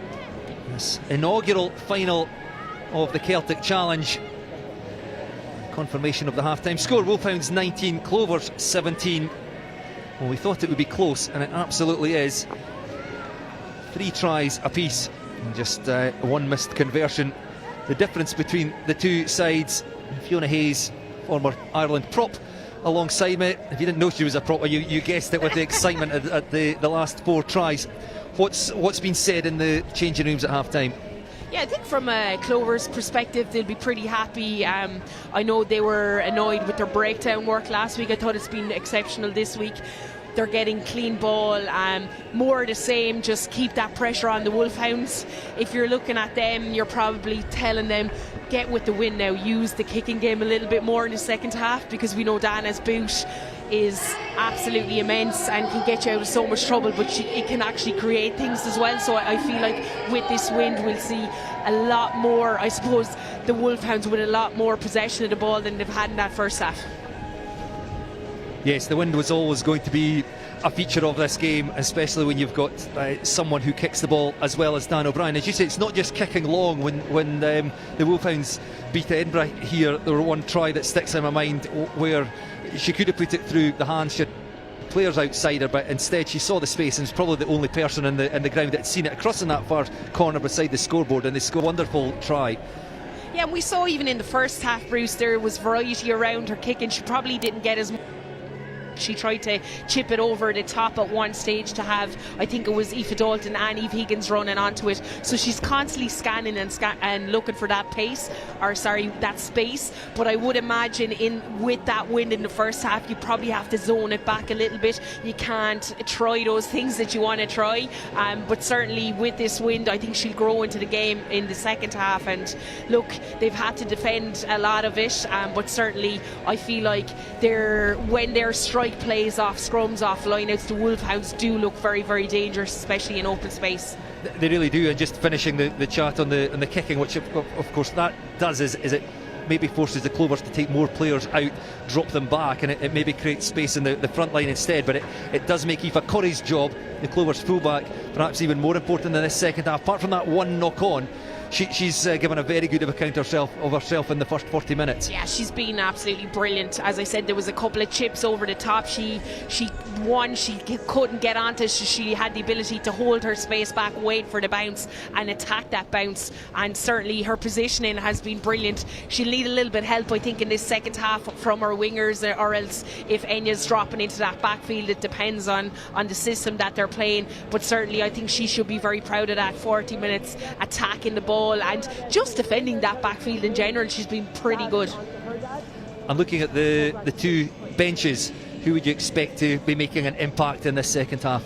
Well, you spoke about her pre-game. Certainly Maeve O'Leary is someone at the breakdown who is unbelievable. Just not the biggest player on the pitch, but seems to find space and meters anywhere. She just has a really good way of attacking the ball. And Jade Gaffney on the bench at 9, she's another young player who I think is absolutely outstanding and can speed up a game, and a really, really good box kick. And if you look at the Clovers, I think we know Faith Obiawi is someone, if she finds any space at all, she'll break that game line. And I'm looking forward to seeing Katie. I spoke about Jade as well. Katie Whelan at 9 has a different type of game plan than Emily Lane, but what she does is she adds a lot of pace, and you have to be very, very wary of her snipe. Don't tell me you've coached her. I have. I've coached both nines that are on the bench up in Old Belvedere. But I am telling you, you've said it a few times, Bruce, I haven't taught them anything. I'm not saying that. I've coached Eilish Cal. I kept my mouth shut. I didn't say that's everything I've taught her. But no, look, it's just I've been around a long time. I won't tell you my age, and I've been lucky enough to coach a lot of these girls from the Clovers with a Munster setup, and I've now moved to Dublin, so I've coached a few of the Wolfhounds. We just saw Dennis Fogarty walking across the front of the screens down in front of us now. He's got a smile on his face. I think he'll be pretty happy with his sides showing in that first half. The Clovers already out in the pitch. The Wolfhounds now reappearing from the tunnel, the changing rooms, as we say, across in Scottish Gas Murrayfield. It's a bit of a trek to get out to the pitch here at Hive.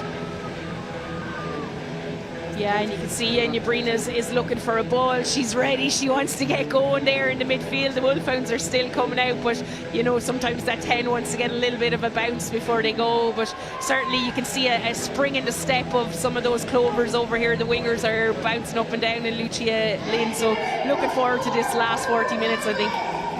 The final 40 minutes of the Celtic Challenge season. We really are no closer to knowing who will lift the trophy.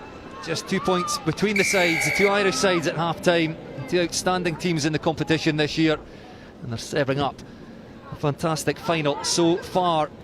A bit of indecision between the two Wolfhounds players as to who was going to come forward and take that Enya Breen restart, but the second half underway. And as we spoke about, Dana O'Brien goes straight to the boot, but it's down the throat of Enya Breen, looking for space, bumping her way upfield, taken down by Erin King. The referee a little bit in the way of Emily Lane there.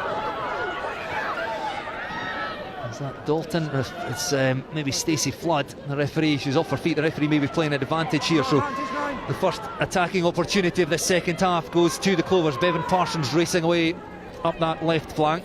It's there for Lane, and Eilish Cahill again, this time using the tip pass, and away through again goes Niamh Murphy, and she's got support there, and I think it is Eilish Quinn almost to the try line. The referee awards the try. Well, almost like we saw in the first half. The Clovers scoring only 3 minutes into the game. Well, it's only taken them 1 minute of the second half, and they retake the lead.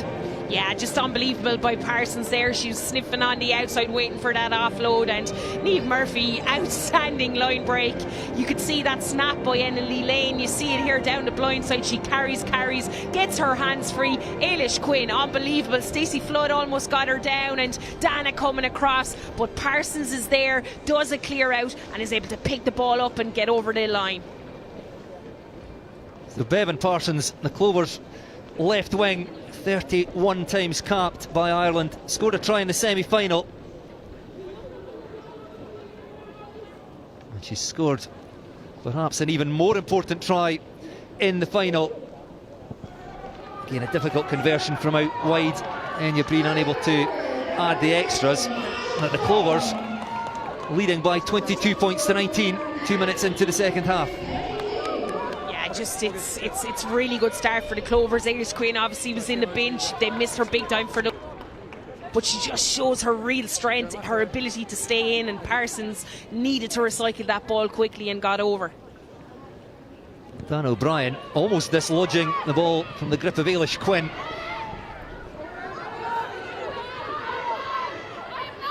As Bevan Parsons, the winger, almost doing a forwards job there as she picked up the ball, dotted over, and the Clovers showing a willingness to run their way out of dodge here.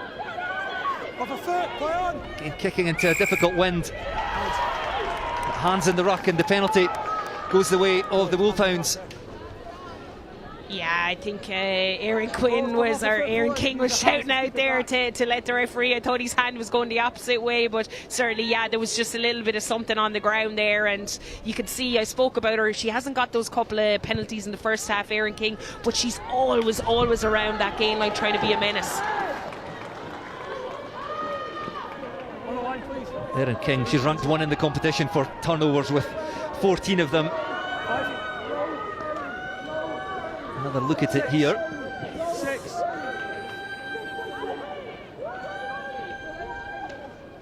A line out then. The Wolfhounds, can they reply quickly to that Clovers try? Accurate at the line out. It's fed back to India Daly. The hooker crabbing sideways for now. See Linda Jugang in there as well. It goes to deck, and Alex Connor sweeps the ball away to the forwards coming racing round the corner. It's 3 or 4 metres away. Connor having to dig for that. They come back to the left. That's good footwork. Almost there. Important tackle, but it's still with the Wolfhounds. Out to Stacey Flood. Dives for the try line. Can she get there? Not quite. It will go back to the forwards. So the Wolfhounds having conceded at the other end, looking for the response, and their 4th try just inches away now. Clovers throwing themselves into tackles. Now they'll go wider. Flood from O'Brien. The dancing footwork of Dalton again. Breakdown centre field. Back strung away to the right, but again the Wolfhounds using the forwards. Another strong carry. Oh, and through the middle they go. And they do get their try. And it's Erin King, the Wolfhounds number 8, who gets her side back in front. Yeah, it's just brilliant by Erin King. You can see the Clovers defence were standing up really strong there. They'd pushed them out 10 metres. They spun up on, I think it was Niamh Murphy, stopped that pass by Aoife Dalton. But brilliant spot here. You'll see it here. It's just that pass. Obviously, Fiona Chute with the carry. Everyone is fanning out, and just at that pillar, I think there was a slight step and missed by the Clovers defence. Well, Dan O'Brien from right in front of the posts, accurate with the conversion. Enya Breen will be wishing that her side would score a little bit closer to the posts. Another look at it here. Yeah, it's just, as I said, the pillar, it's just that little shift here. You'll see it, it's a little bit of a chop, and everybody's folding open, and unfortunately doesn't cover that inside channel.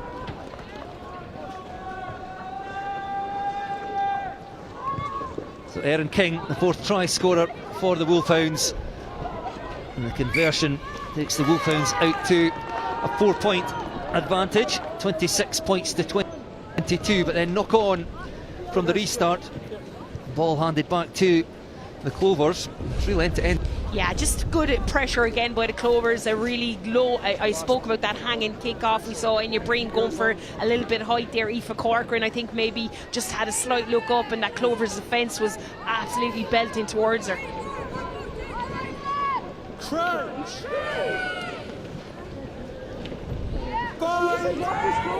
There's 15 metres to play with on the right hand side. Should they opt to go that way, they can quickly get 8, 9 and the winger as Anna McGann creeps round this side. That's the way they go, and it's Anna McGann who left the run very late. Takes play just up to the Wolfhounds 22, Captain Ruth Campbell. Does the carrying work for the Clovers. Slow there, Enya Breen flips that ball across the face of 2 forwards to Ailish Quinn. Tackle! He's done a brilliant job with ball in hand. The open side flanker. Into the 22 goes Lucia Lynn. That's been knocked on, I think one, and then knocked on by the Wolfhounds, so it's still with the Clovers. Emily Lane, the scrum half. And they're 10 metres out now. Players strung across here to the right hand side, but we'll come back for the Wolfhounds knock on. Yeah, just really very unlucky for the Wolfhounds. They've got that turnover, but I think it might have been maybe Caoimhe Malloy. We'll see her now. It was just a nice little chop here down. Lucia Lynn, yeah, targets the ball, has the turnover, but unfortunately just loses it in that contact area. And Emily Lane done really well to use her footwork there to try and keep that ball alive, but unfortunately you couldn't. You could see the whole Clovers backline out here on the right hand side screaming for it as they were down numbers, but they get a platform of a scrum here to attack off. How good has Lucia Lynn been since coming on for Alana McInerney, who we had a chat at half time, and it was a shame they just couldn't quite get her stitched up in time, sadly, so that's why she wasn't able to return to the field of play. From the scrum, off they go to the left. Enya Breen just drops the ball off, and the Clovers, that's quickly recycled, and Breen back in place, spinning her way through, tackles the fly half and taken down 5 metres short. Quick ball for Lane, out to Siobhan McCarthy. The loose head prop being driven forward. The Clovers now just 2 metres or so away. Is this going to come back on the Wolfhounds side? I think it has. It's been lost by McCarthy. Thumped off downfield as Aoife Curry goes racing across to try and field this. Can't quite get there in time as the ball rolls into touch. Yeah, it was just a brilliant there turnover by the Wolfhounds. Siobhan McCarthy be frustrated. She did get a good leg drive. She got a couple of metres going, but sometimes you end up falling on the wrong side of the ball, and I'm not sure if it was Erin King, but she was certainly there looking to get that turnover, and a brilliant exit then off that from Dana. That's Lucia Lynn, I think, is down there. We saw her with that big run right through the centre, but you'd imagine the Clovers bench will be sweating a bit there. You don't want another centre taking off and having a different partnership, but I think we'll see it here. Well, that's the Enya Breen leg drive there. It was unbelievable, and Siobhan McCarthy gets onto the ball, but probably could have recycled it a little bit. You can see her trying to get down, knee on the ground, but keeps going in that drive and just loses it. I think it actually could be Stacey Flood that's come up with that turnover there. I think it is, with the pink boots. Again, Clovers with Siobhan McCarthy perhaps just a little bit too high for being critical. You spoke about that in the first half when they had an opportunity, hammering away at the try line at the other end of the pitch. Sometimes, Bruce, it's that, you know, you're trying to get an extra 2-3 metres, but sometimes just to fall correctly or get away from those poachers that are waiting, you should probably recycle it rather than get so far that you have to take some time to turn your body around, because the poachers and the back rows in this game are so good these days. Lucia Lynn looking a bit uncomfortable, but has taken her place back in the Clovers line. May well be called upon here. It's Clover's line out. Again, difficult in the wind, but it's taken by Jemima Adams-Verling. The referee says not straight. Yeah, I spoke about it in the first half that the Wolfhounds need to contest these lineouts. When they do go up, they put them under pressure, they put the hooker under pressure. A lot of movement there. It's hard for a hooker, but certainly the right call. It was on that outside hand of Jemima Adams-Verling, and as I said, even with competing, you can see clearly exactly, just it's a little bit off. Well, that's the way the wind's blowing, so we'll cut her a bit of slack there. It was always going to be difficult. Emma Dunnican coming in at hooker, Beth Buttimer unavailable. And Emma Dunnican has been brilliant in open play, in her tackling and just even carries today. She's been absolutely superb.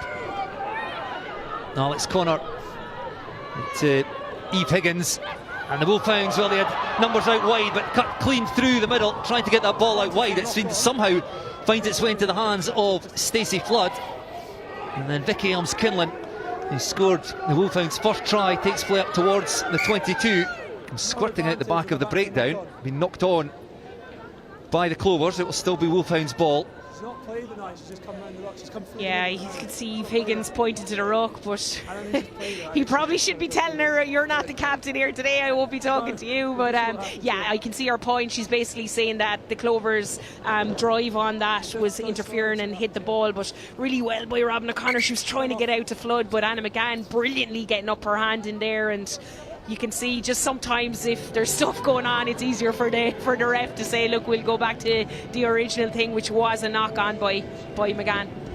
Anna McGann there, just on your screen, wearing 14. Hey, Scrum, let's go. She was tracking back, just stuck out her hand to try and win that ball. Knocked it on. Yeah, I thought it kind of went backwards. I thought she was facing the other way, but certainly, you know, obviously a scrum in this situation, they won't mind that. It was a potential line break and possible score, because Robin O'Connor had Stacey Flood and I think Vicky Elms-Kinlan outside her.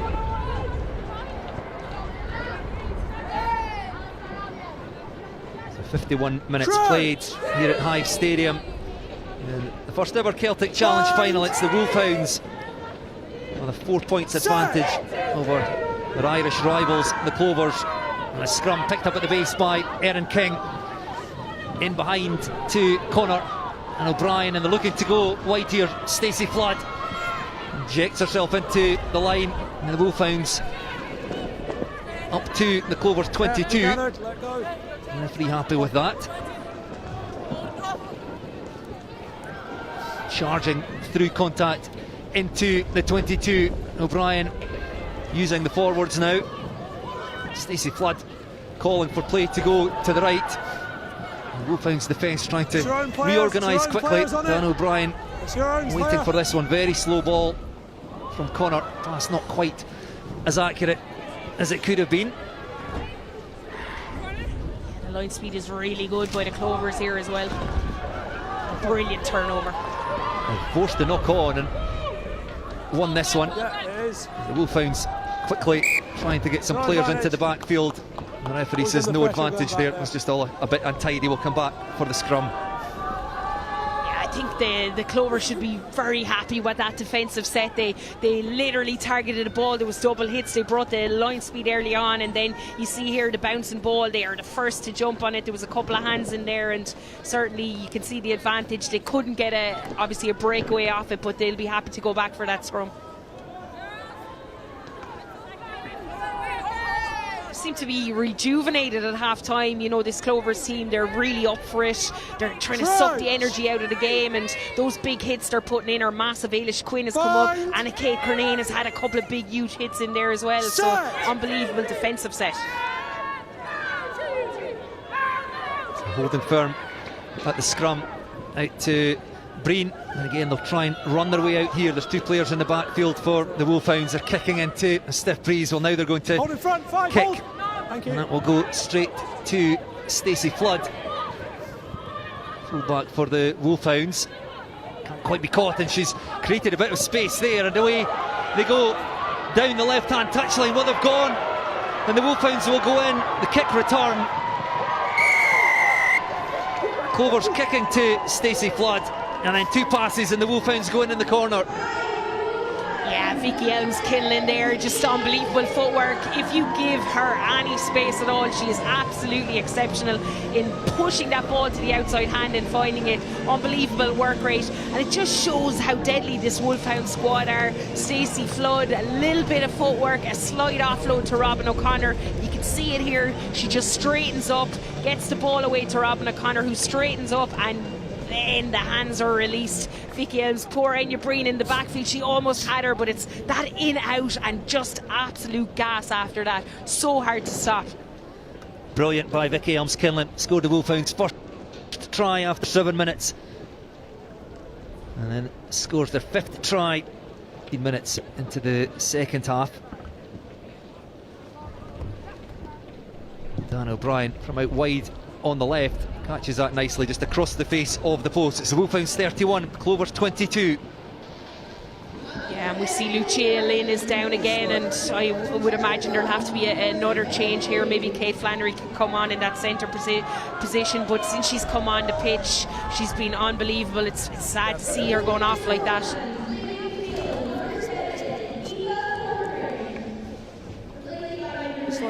Another look at the try. It's just so hard to stop when you have someone of that speed and pace coming at you in so much space, and it's her footwork to create that, I suppose, defender, that doubt in the defender's head is she's been brilliant in any open space. And the Wolfhounds, of course, they were able to sit back expecting the kick. As clinical as they could be, and Lucia Lynn, you're right, she has had to leave the field of play, as Linda Jugang, who scored two of those first half tries for the Wolfhounds, wading downfield, and Eve Higgins heads across field, taken down by Ailish Quinn. She's been superb on defence. Tackles she's putting in. Aoife Corey heads off upfield, taken down on the Clovers 10 metre line, and through the middle of the breakdown goes Lane off to Ailish Cahill. The Wolfhounds defence cross halfway and a bit untidy, bounces up into the hands of Enya Breen. She wasn't expecting that one, does well, gets her side back in the front foot. Emily Lane out to Siobhan McCarthy. Ball's there, it's your players. Keeping ball in hand, and it's Kate Flannery on now, wearing 22 in at first receiver there. presume Enya Breen will just have shifted out one place to the centre. Kate Flannery slots in at 10. Back it comes well in behind Eilish Quinn. Passing just not quite as accurate as it needs to be. Kate Flannery has to go back and tidy up Emily Lane. Game goes to the left and driven back. No. I'd say they might have to kick it now. They've put themselves under serious pressure, and I suppose when you get into the situation, you need to get out of here.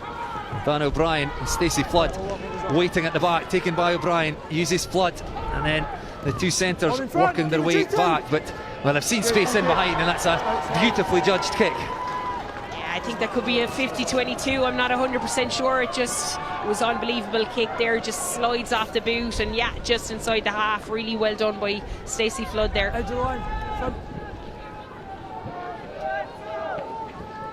Yeah, it's just passed in by Dana, and you can see just still obviously inside their own half for all of it, and the touch judge deemed that it just crossed over, so it's a Wolfhounds. No, she changed her hand signal. I was correct, but now it's Clovers just a little bit away. We've not seen, I think there's only been 6 50-22s in the whole competition so far, the 33 games now, 32 and a half that we have played. Again, the line out not quite working, and couldn't be won by the Wolfhounds. It wasn't straight. Unfairly not straight. Yeah, straight to back even with that, I think there was a mix-up in call. You could see there was a slight lift at the front, and someone else was lifting at the back. They might have to look at maybe just getting rid of the dummy jumps and just securing ball when the wind is like this. But I think the Wolfhounds have their tails up now. They're looking forward to attack. You can see there's been a slight lift especially after the last try, especially in their defence. They've put in a few huge hits to get this turnover here. So certainly be looking at a strike play. And Vicky Elms-Kinlan, like every good winger, after scoring 2 tries, has her hands out over here. She certainly wants it. Immediately, I'd imagine, because Annie, as I said, in space, she's so hard to stop. Crouch. So Wolfhounds scrum Bind. from the Clovers line out. Set. Indirectly, it's that kick from Stacey Flood who's set up the position here and keeping things tight for now, trying to punch holes through the middle. Vicky Elms-Kinlan still lurking out here, as is Stacey Flood, who gets the ball from Dan O'Brien, steps past the first tackler, takes play into the 22. The Wolfhounds leading by 31 points to 22. One more try might just about be enough for them. Linda Jugang also on a hat-trick. Just that little bit wider now. Back they come to the left. Dan O'Brien chips it through. It might well work out for the fly half. Can she score this herself? Not quite. Is that Aoife Corrie, I think, racing across? Great defensive work from the Clovers fullback. Yeah, I thought she might have scored it, but she did have 3 outside her. I think Vicky Elms is looking over saying, I was free if you got that away. But look, that's what we love about Dan O'Brien. She tries. It's nice to see variety in her game, and she could have got in here in the corner, but that quick change of direction, just spotted space in the backfield, and fair play. I think it's Aoife Corrie, you're correct, just comes across and gets that hand out really well covered. Yes, if looks could kill, Vicky Elms-Kinlan looking across to Dana O'Brien, but it could well have worked for her. It was a nicely weighted kick. Denied by Aoife Corrie, who's been busy at the back for the Clovers. The goal line dropout, so the Wolfhounds still here in that red zone, and clean through the middle they go. Well, denied just a moment or two ago, but 30 seconds later. Maeve O'Leary, wow. We spoke about her at the start, an impact player, Irish international, and an impact she does make. Goes over for the Wolfhounds' 6th try. Yeah, she came on, she's been defending for the last couple of phases, putting in big hits. You can see her around the breakdown looking, and on that drop ball, I think it might be Eilish Cal maybe just came up a little bit too quick, and very hard. Maeve okay, when she steps you like this, but you can see her springing out of the line. She uses her footwork, and unfortunately for Cal, I think it's maybe Ruth Campbell on inside as well, and that handout to fend Enya Breen away, brilliantly done by Maeve.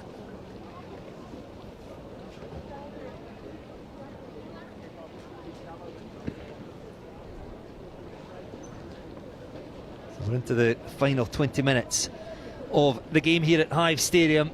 Dan O'Brien again just fades that one past the left hand upright, but it's the Wolfhounds now with a very healthy 14 points advantage. They lead by 36 points to 22. Can the Clovers find their way back into this game? Just slow it down a bit, please. Yeah, it's going to be pretty hard. You know, there is obviously a big gap, but as I said, Clovers in particular in the second half, when the benches come on, Katie Whelan is on now. She's come up with a few tries whenever she's been on the pitch. She has the ability to change games, but look, there's still 20 minutes in this game. They've got to go hard and go after it, but certainly you can see from this Wolfhounds, once they score 1 or 2 tries, they just seem to start playing rugby and pull away. And we spoke about the wind, it's come in a little bit in this second half.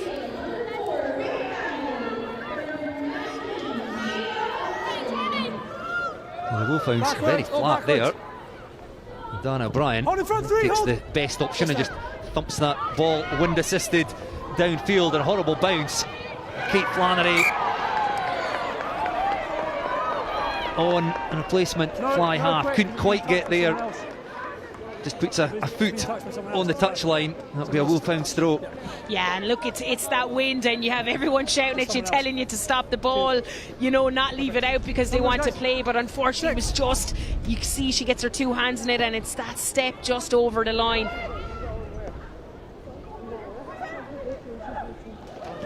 So the Wolfhounds, their line out, well, I was about to say functioning, but no, it's not, because that's squint as well.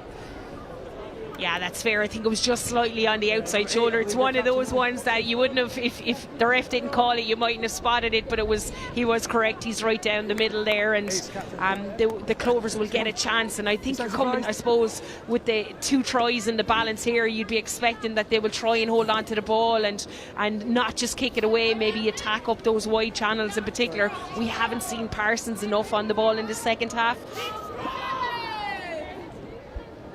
Erin King's eyes were lighting up there. I think she was looking to play away from the line out. Yeah, her leadership in the second half has been exceptional, and coming up with a couple of big shots, and you know, as well, I suppose getting that try as well was huge for the Wolfhounds.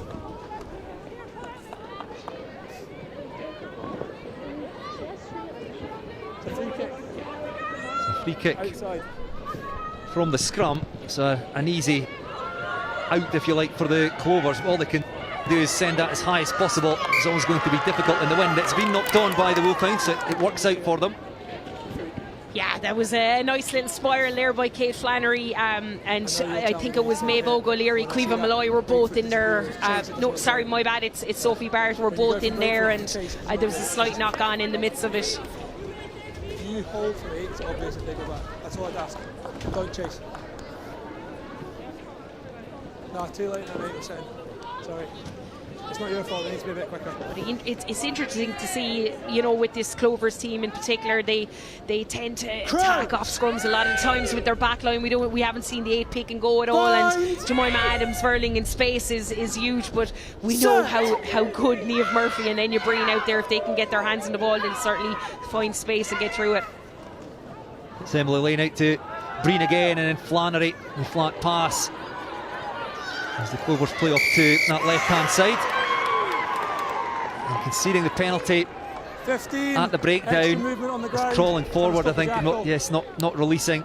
And the Wolfhounds, I'm sure, will just throw the ball to Dan O'Brien and ask her to get them into that 22. Yeah, and I think it was Eve Higgins that was trying to get in there for the poach, so obviously I think it was Aoife Corey on the ground that kept that crawl going, but unfortunate for her because there was space out there, but just couldn't seem to get to the outside shoulder of Eve Higgins. Yes, Eve Higgins with 10 turnovers, second only to Erin King. 2 and 13 subs. 1. Lots of changes coming here. 13, not 3. Or the Clovers, Gráinne Burke coming on in the front row. 3 changes for the Wolfhounds. Linda Jugan coming off, so that'll be Hannah Wilson going on for her. Just hold fire, I'm not giving you your mark. They don't know the numbers, just hold. Right, you'll be there, perfect, thank you. Numbers? 5, time's on. Aoife Dalton, captain, coming off. It's the Wolfhounds line out in the 22. And the first part of the equation working well. Ball fed back into the hands of the hooker. Daly goes to deck. Flipped out Eve Higgins, then out the back trying to get it wide. It was well read by Anna McGann. Come in to make the tackle. Forwards again just powering their way round the corner. The Wolfhounds playing quickly here. Erin King now. Great leg drive. Ball goes loose though, it comes squirting out the back.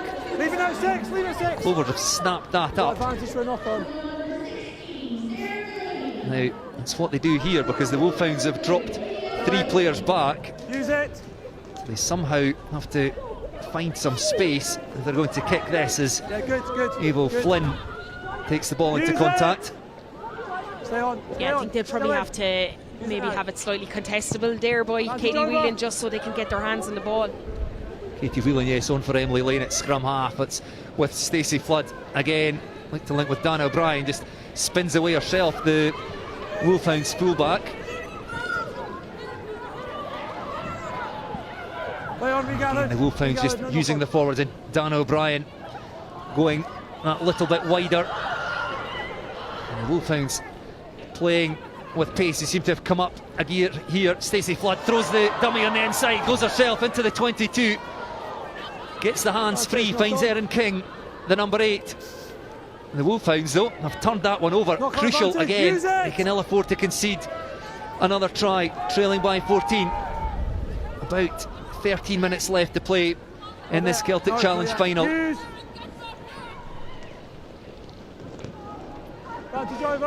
Flannery under pressure. All she can do is hook that ball away into touch, still inside the Clovers 22.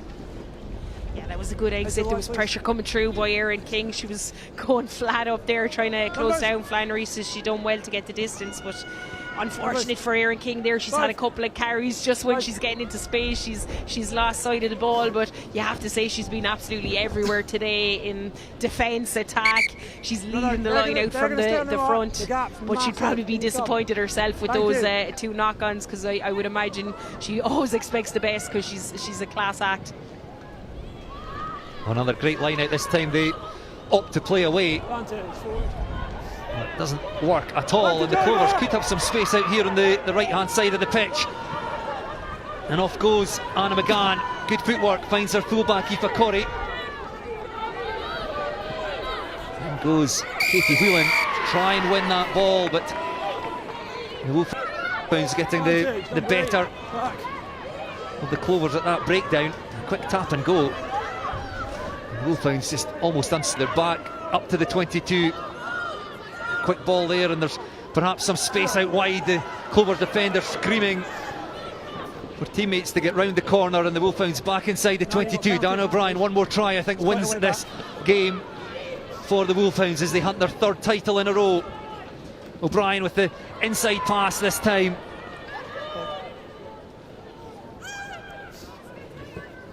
Just working their way metre by metre towards the Clovers try line. Again, those Wolfhounds forwards just happy to roll their sleeves up. Now they go a bit wider, the ball pulled out the back, and this could work for them. Space out there on the right hand side, still going 2 metres short, must score now. Erin King picks up, over she goes, her 2nd try of the match, and that could well be the one that wins the Celtic Challenge for the Wolfhounds. Yeah, just speed of ball. It's so hard to defend. Erin King in particular, I think she was involved 3 or 4 times in that phase. Lovely over the top pass by Dana. Vicky Elms-Killen unlucky not to get in the corner. I thought she might have attacked that outside space, but chose to go back in. Really good recycling. Of course, Erin King at the back of the ruck to find a space, and that step inside out fooled the defence and found her that area. Just so fast, so powerful, and recently named as the new Ireland captain. Yeah, they're just after pulling her off there. I'd say they're protecting her, and she's put in an immense shift today. As I said, she's been everywhere in the game, just involved in most good things that the Wolfhounds are trying to do. Dan O'Brien, another tricky conversion from out wide, but her best of the day as she raises the flags. It's the Wolfhounds 43, the Clovers 22. Yeah, that kick was unbelievable to watch. You can see the strike. Obviously, the wind is with him in the second half, but we'll go back here for that Aaron King. Watch this pass from Dana, just over the top to Elms Kinlan on the outside. Thought she stepped back, it came back inside, and it's that quick recycle. Aaron King, footwork, little step, just pushes into the corner.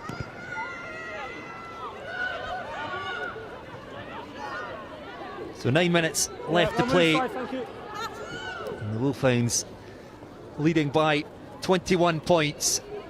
3 converted tries for the Clovers to level this game. And you would think that is just beyond them now, and playing into the wind has proved nigh on impossible for them, as back there goes Kate Flannery, and suddenly finds herself under huge pressure again, close to her own try line. The Wolfhounds really have used the wind well in this second half, as Eilish Kyle carries, scorer of 2 tries in that first half. Clovers, remember, went in at the break only 2 points behind in the second half. It really belonged to the Clovers. Dan O'Brien just weighing up her options. They thought about the kick across field, I think. Back it goes to O'Brien. She just seems to have so much time on the ball. Chips the ball over, well, it bounces up very kindly. And keep that ball moving. Dragged down just 5 metres short. Well, the replacement scrum half almost there. The referee having a very close look. No, held up. Yeah, Nisha Smith, I think, was on the ball there. Very unfortunate not to get over, but I think it's Aoife Fleming. Yes, fair play to her. She's just on the pitch a few minutes and targets that ball. I told you it's a very hard thing to do, but unbelievable from her to get her arms free and get underneath Nisha Smith.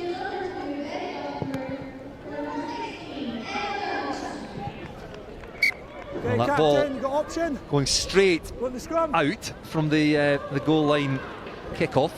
So we'll come back. I think we'll have another quick look at it here. Yeah, it's that little snipe, you know, and Nisha Smith offload. Kay Flannery as well, as I said. Aoife Fleming just gets down super low and gets underneath the ball. On the 5, middle.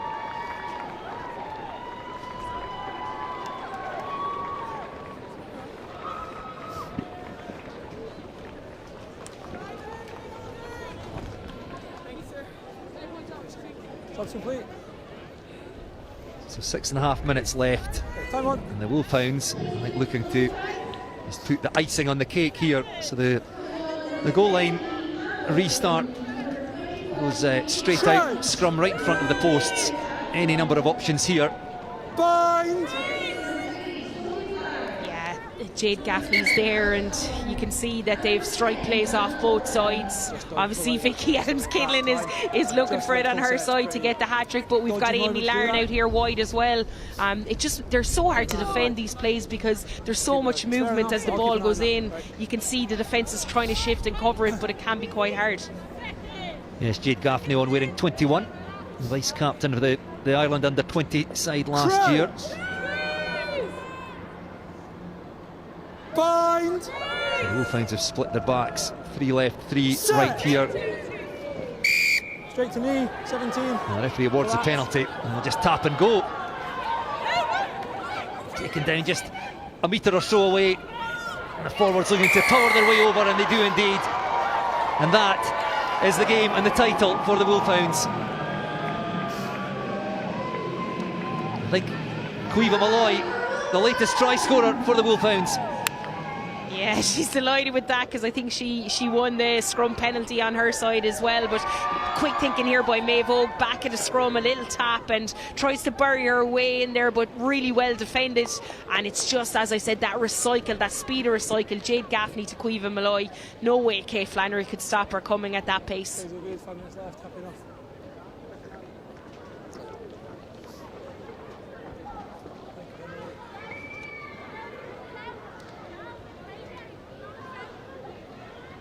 A change of kicker, Abby Moyles. And she makes no mistake there, and that brings up the 50 for the Wolfhounds. A very impressive second half performance.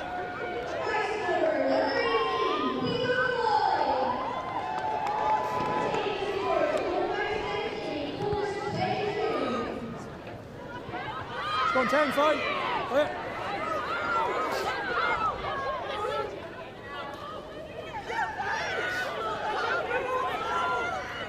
Body not ball. So the Wolfhounds with some rare possession in the last 15 minutes or so. Enya Breen whips that ball out to Niamh Murphy. And through they go up into the 22. Ball back inside. Still in, hold still in. Some spark of defiance here from the Clovers. Bevan Parsons scored just a minute into the second half, but they've barely touched the ball inside the Wolfhounds half since then. Again, just conceding the penalty at the breakdown. Yeah, that was really good. They marshalled Bevan Parsons out to the touchline, and then obviously there was two players. I think it was Vicky Elms McKinley there coming up with that turnover. Kate Flannery losing that ball, I think, in the sun. No knock on, and as well to take play back up over halfway in the space. There's numbers out here on the right hand side. Faith Oviawe on, wearing 20. Looks to find some support back in the inside, picked up by Niamh Murphy. Another player who was exceptional in the first half, but the Clovers have just not been able to find a way into the game in the second half. Jemima Adams-Verling steps off that left foot, drives into contact. Out again to Flannery. Leaving McGrath with the carry. Yeah, well done, 20, thank you. Katie Whelan using Flannery again, but Wolfhounds defence proving very hard to puncture. Coming forward quickly, hint of offside there. Again, there's space out wide now. They can get it through the hands. Bounces up for Oviawe once again. Whelan, replacement scrum half, looks to go quickly. Has to find a gap round the side of the breakdown. Breen comes into play, scrum half, and then Evie McGrath running into contact, but again struggling to get any go forward. Bumped in the tackle there was Aoife Fleming.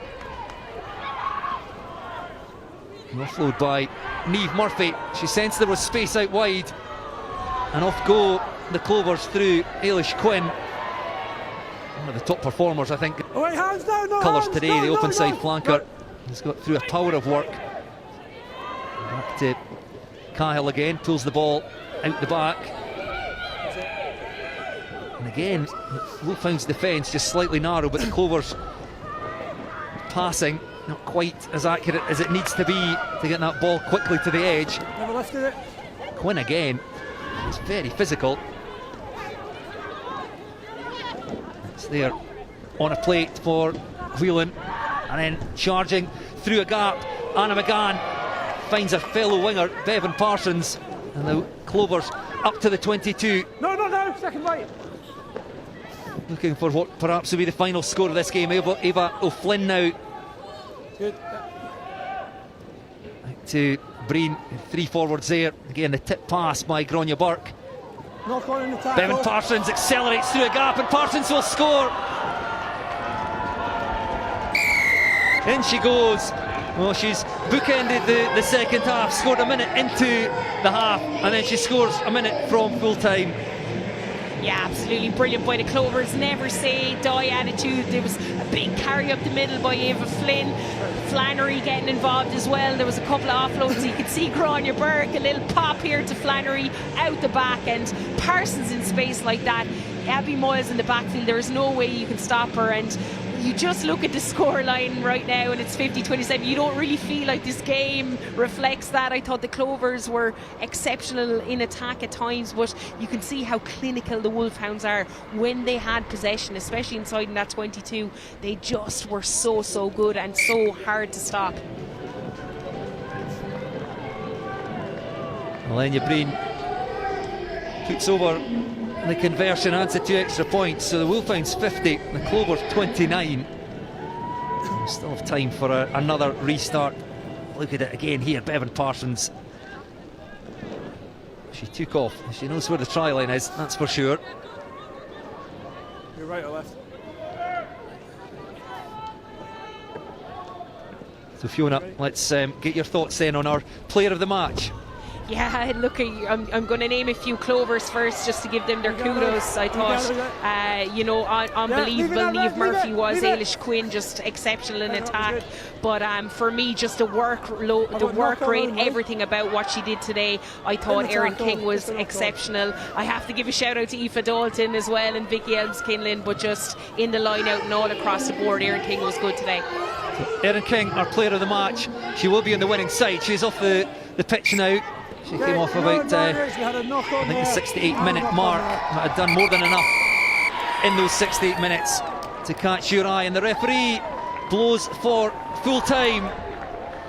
And it is the Wolfhounds who go 3 in a row after an exceptional second half performance, scoring 5 tries. And the full-time score in the Celtic Challenge Final, it's the Wolfhounds 50, the Clovers 29.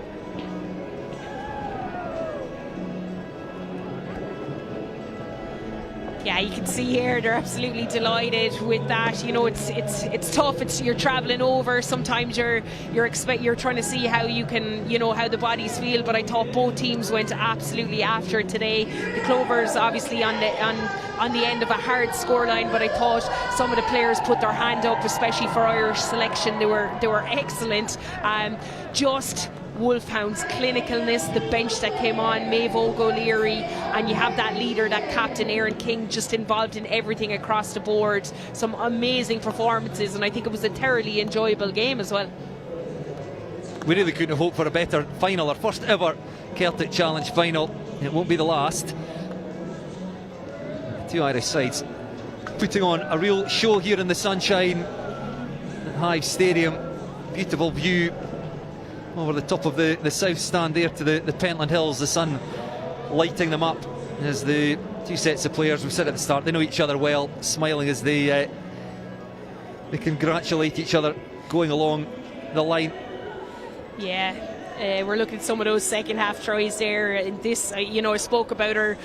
She's obviously on the losing team today, but Ailish Quinn was everywhere, and Parsons coming up with that score, and we saw her finish off the game as well. But the Clovers just started that second half. You almost felt like, yes, they can come up with a couple more, but the Wolfhounds just pulled the trigger in that second half and lifted it to another level. Brilliant carry here. Fiona Chute straightens everything off, and as I said, Erin King spotting that gap, pillar moves and spot that gap. And I said it earlier that she probably had a couple of errors, couple of knock-ons that you wouldn't be usual for her, but it's just her work rate and her involvement in games. I tell any young player, watch how she goes around the place. She's one of the best in the business to get through games. Well, that Bevan Parsons try put the Clovers in front. Erin King retaking the lead for the Wolf and never looked back. 5 tries in the space of about 28 minutes. Yeah, and just this against Stacey Flood in the backfield, Robin O'Connor getting her hands free, and Vicky Elms-Kinlan in space. She was another contender for player of the game, just that outside in, and I suppose the ability to score in any bit of space you give this girl, she can find it. And calm and relaxed from Stacey Flood as well. It just sets everything up. Robin O'Connor straightens, and the hands free to Vicky Elms out in the corner, and just unbelievable.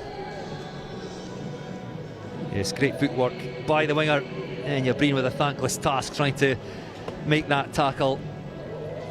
And then this goal line dropout, the Clovers had denied the Wolfhounds a try.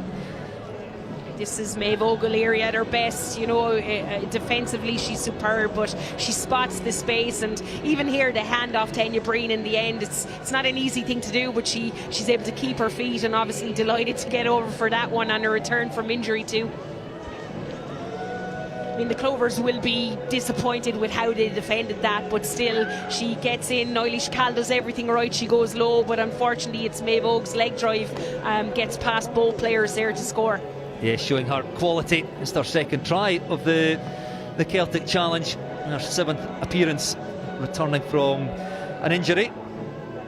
Yeah, And this again here, you know, it's those pick and goes close to the line. It's so good to watch.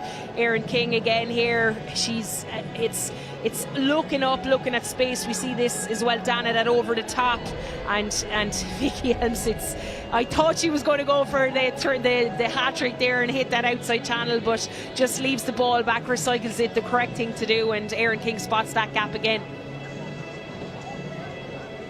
Yeah, and quick thinking here, Maeve Oak just attacks Jade Gaffney, hands her the ball, and you know, it's speed of ball across the board, how they just get those clear outs in. Everybody's already in their shape, and it's just beautifully done by Quivo Malloy, who previously just won the penalty at scrum time. She's celebrating both. I think when she was running back, she was delighted with that. Yes, Quivo Malloy, replacement tight head prop, but you spoke about that, the Clovers never say die attitude, and they had the final say. Yeah, look, and it's a good try as well. You'd be delighted with that attack. I mean, Gráinne Burke coming off the bench, keeping the ball alive. Kate Flannery getting it into that backfield. And I spoke about Vicky Elves-Kinlan. If you give Bevan Parsons any space at all, this is what they needed to do throughout the game. And here it's perfectly weighted. Niamh Murphy holds Robin O'Connor out defensively, and Abby Moyles has absolutely no hope of getting her, especially when she changes that angle and comes back inside. So 13 tries, 3 apiece in the first half. The Wolfhounds with 5 in the second half. And the Clovers with those 2 Parsons tries in response, but just too much for the Wolfhounds. 50 points to 29. They defeated their Irish rivals, the Clovers. And they win their 3rd Celtic Challenge. We spoke, well, at the start and at half time, that the wind was always going to have an impact on the game, and you've got to say that the Wolfhounds used it better. Yeah, and the game management in that second half as well. I probably didn't speak about it enough by Dana. When they were under pressure, they'd pop the ball back in, and that wind, her distance, was able to relieve everything, and then the line out performing on top of that as well also gives you that platform to attack off of.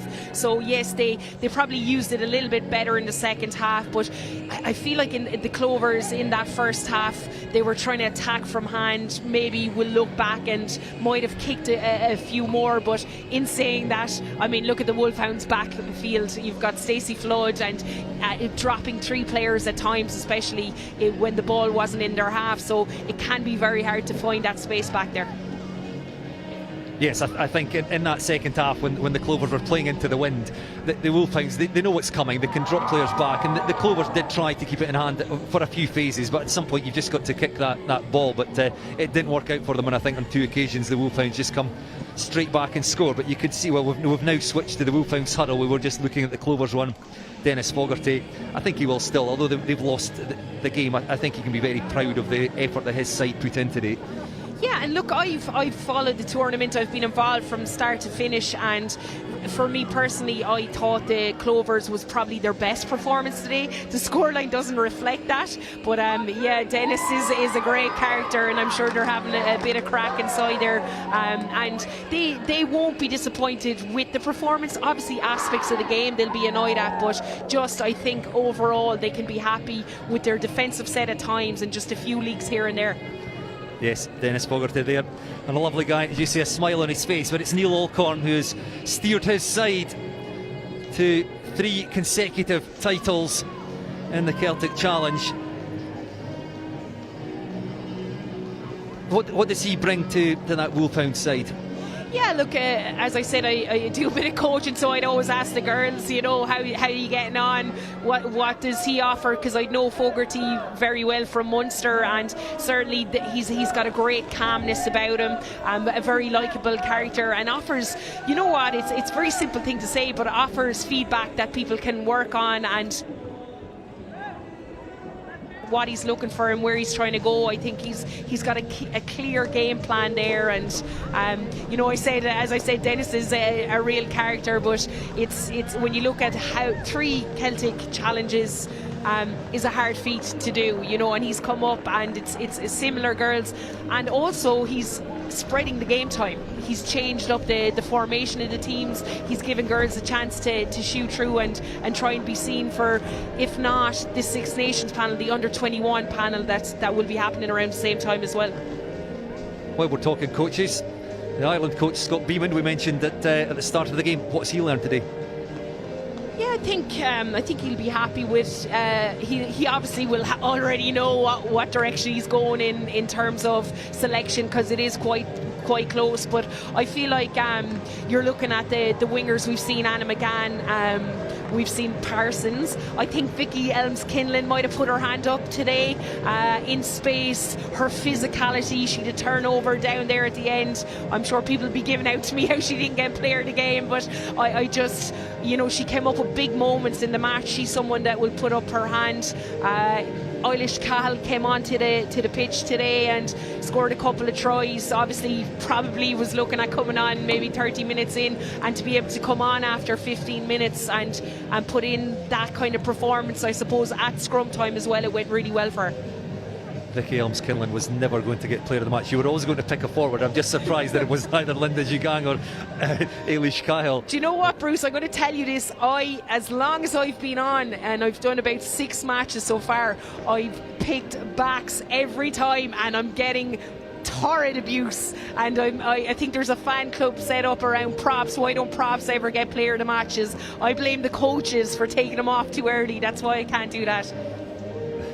Well, the Clovers there just receiving their medals, and a nice touch. It's the mini rugby teams who were running about at half time and were the Guard of Honour. Penny Cook did the Guard of Honour, and they were running about with Murrayfield Wanderers and Dunbar playing at half time, and they're giving out these medals.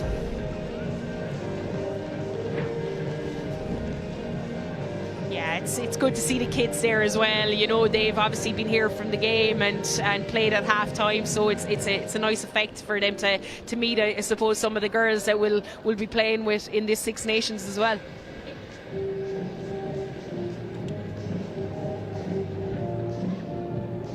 This is going to test my recognition of colours of Scottish mini rugby teams.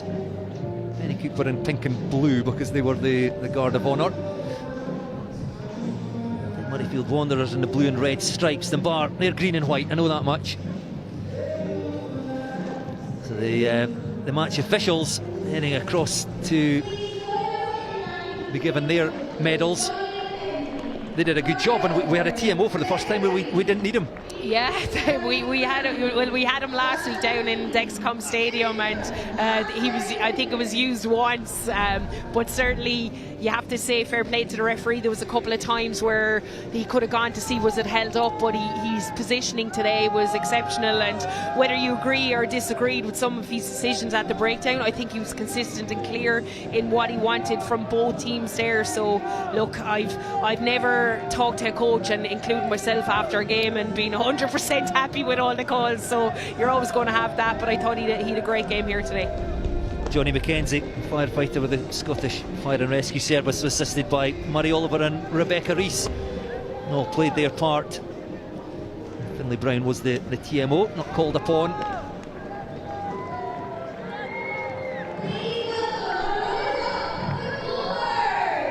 So the Clovers now will receive the runners-up medal.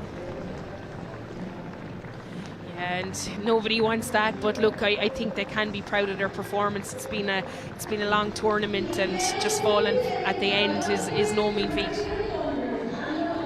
So that first half in particular was Eilish Cahill tries just in the 9 minutes before half time.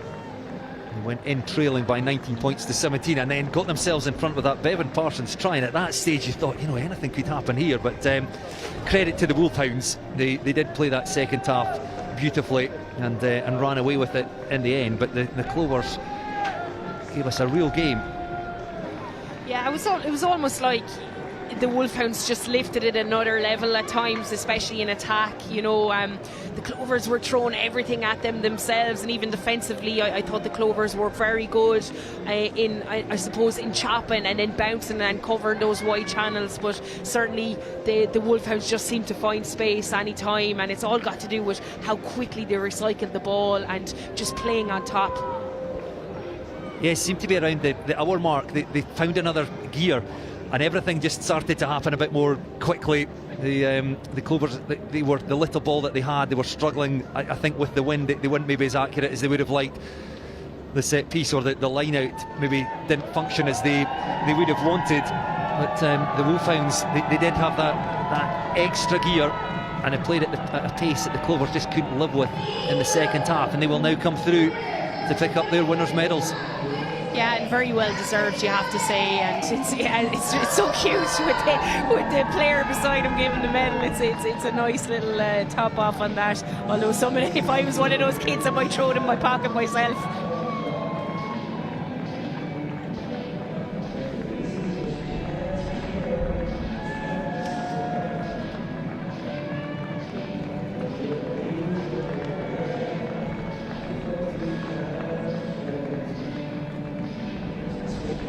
Wolfhounds, worthy winners. The fourth season of the Celtic Challenge. Just filtering through now their mini rugby players in front of the. I'm not sure what to call this thing here with the champions. I'm sure it has a technical name that I don't know, but. Yeah, the pyrotechnics. I can't wait to see this now. Well, anything could happen with the wind here. I mean, Exactly. the mini rugby players should stand well back. The last few players just receiving their medals. Eve Higgins there wearing 12. She was exceptional. Yeah, she was good. The centres again today were outstanding. Eve Higgins, I think she's picked up 3 or 4 player of the game so far in this tournament. She just shows up every game. She's been brilliant.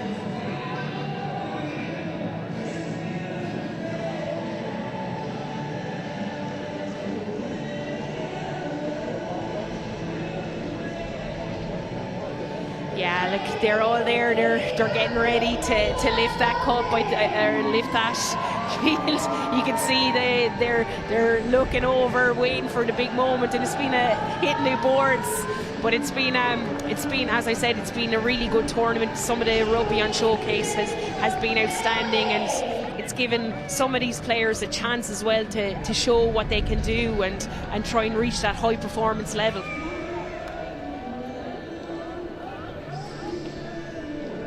Aoife Dalton, and the Wolfhounds captain, just off to the left of the shot there, is about to be given the Celtic Challenge trophy. She will appear now, holds the trophy aloft.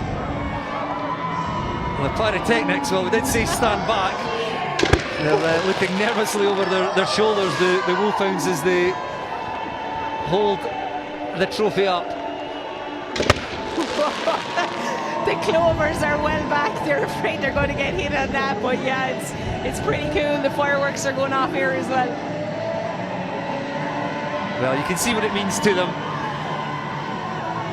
And I think Fiona, well, thank you for your input. I think you're going to head down now and try and grab the player of the match, Erin King, the winning head coach, Neil Alcorn. The triumphant Wolfhounds squad.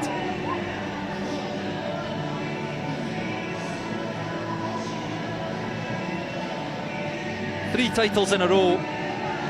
We spoke about it in the build-up. The first tournament, or the first playing of the Celtic Challenge sort of pilot tournament, only had one team from each of the Celtic nations, and that was won by the combined provinces, the Irish side. In the following season, we saw the creation, if you like, of the two Irish sides, the Wolfhounds and the Clovers.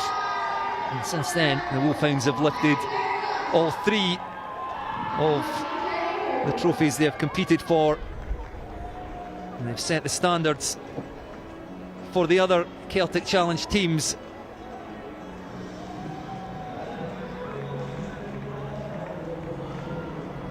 Aoife Dalton, the Wolfhounds captain, and as we expected, one of the key players for her side this afternoon. That combination with Eve Higgins in the midfield throughout this season has been just about unstoppable. The 2 Ireland internationals. Players going across now just to greet the family who have travelled across from Ireland to watch this one. They were treated to a fantastic game of rugby in the sun here at Hive Stadium in Edinburgh.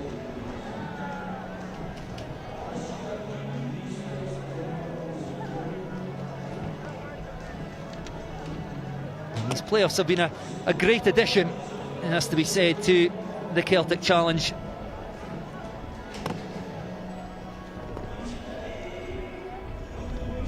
The Wolfhounds and the Clovers topping the table. Wolfhounds first, Clovers second at the end of the regular league season, with the two Welsh sides finishing third and fourth.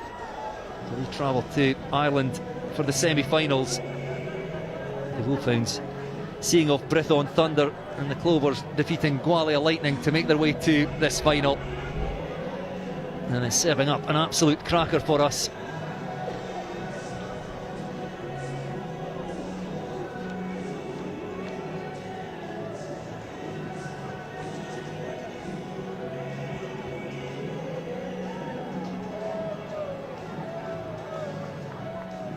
How Fiona manages to find the winning head coach and player of the match in among there, I am not quite sure, but she's making her way across into that far stand. I think they have been found. It's Erin King, the Wolfhounds number 8, was the player of the match, recently announced as the new Ireland captain. Only 7 caps, she's still just 22 years old, born in Sydney.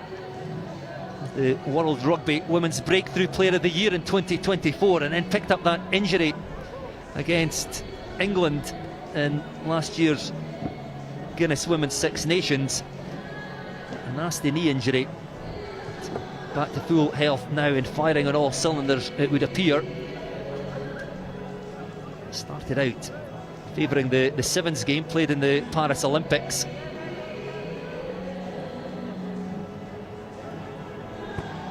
I think we now can head pitch side now for those interviews. We've got the player of the match, Erin King, and the winning head coach, Neil Alcorn.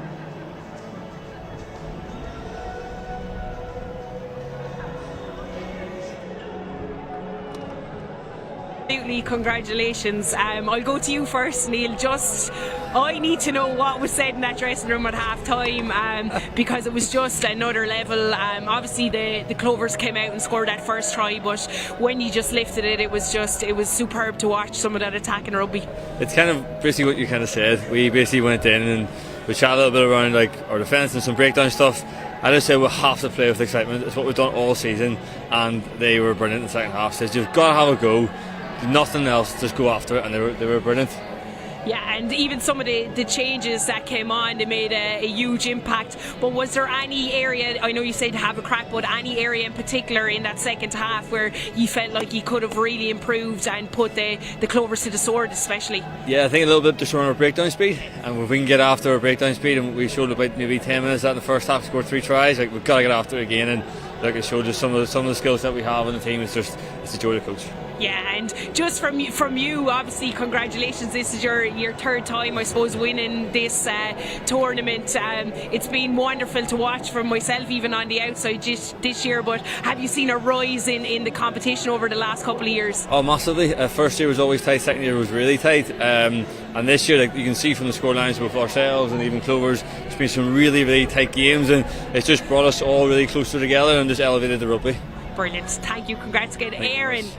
Oh, you were class today. I was looking at so many players, but I just have to ask you this: you weren't getting those breakdown penalties in the first 10-15 minutes. I think he was saying your hands were tipping the ground. What did you change around that? I suppose to fire yourself to put in that performance.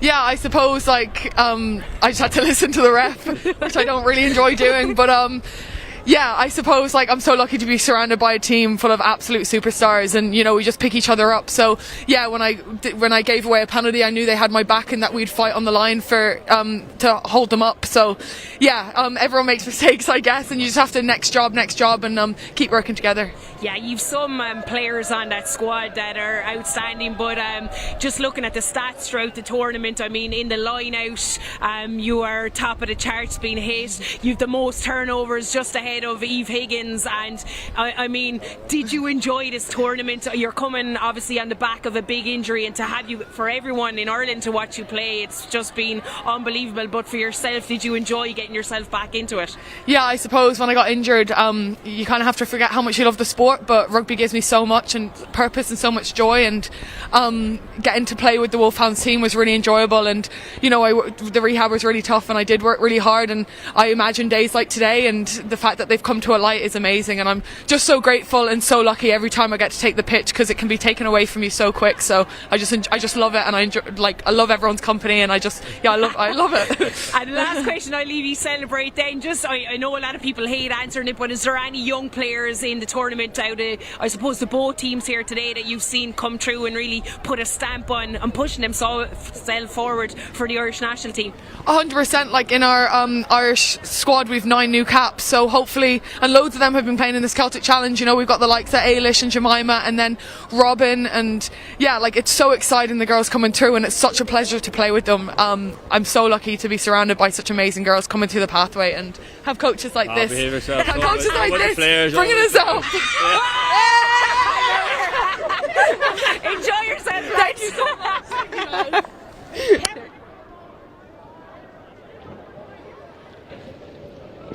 Well, the thoughts there of the Wolfhounds head coach Neil Alcorn and the player of the match, Erin King, down with Fiona Hayes, who's made the trip across from Dublin to provide her expertise today.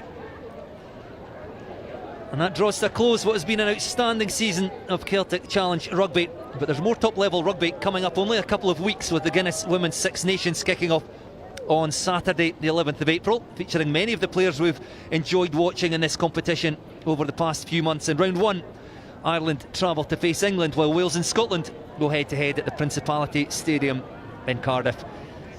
And that's it for our coverage today and for this season, one which belongs to the Wolfhounds, going 3 in a row. We'll be back with a new season of Celtic Challenge Rugby in about 9 months. Until then, from all of us here in Edinburgh and from the whole Celtic Challenge team, thank you for watching.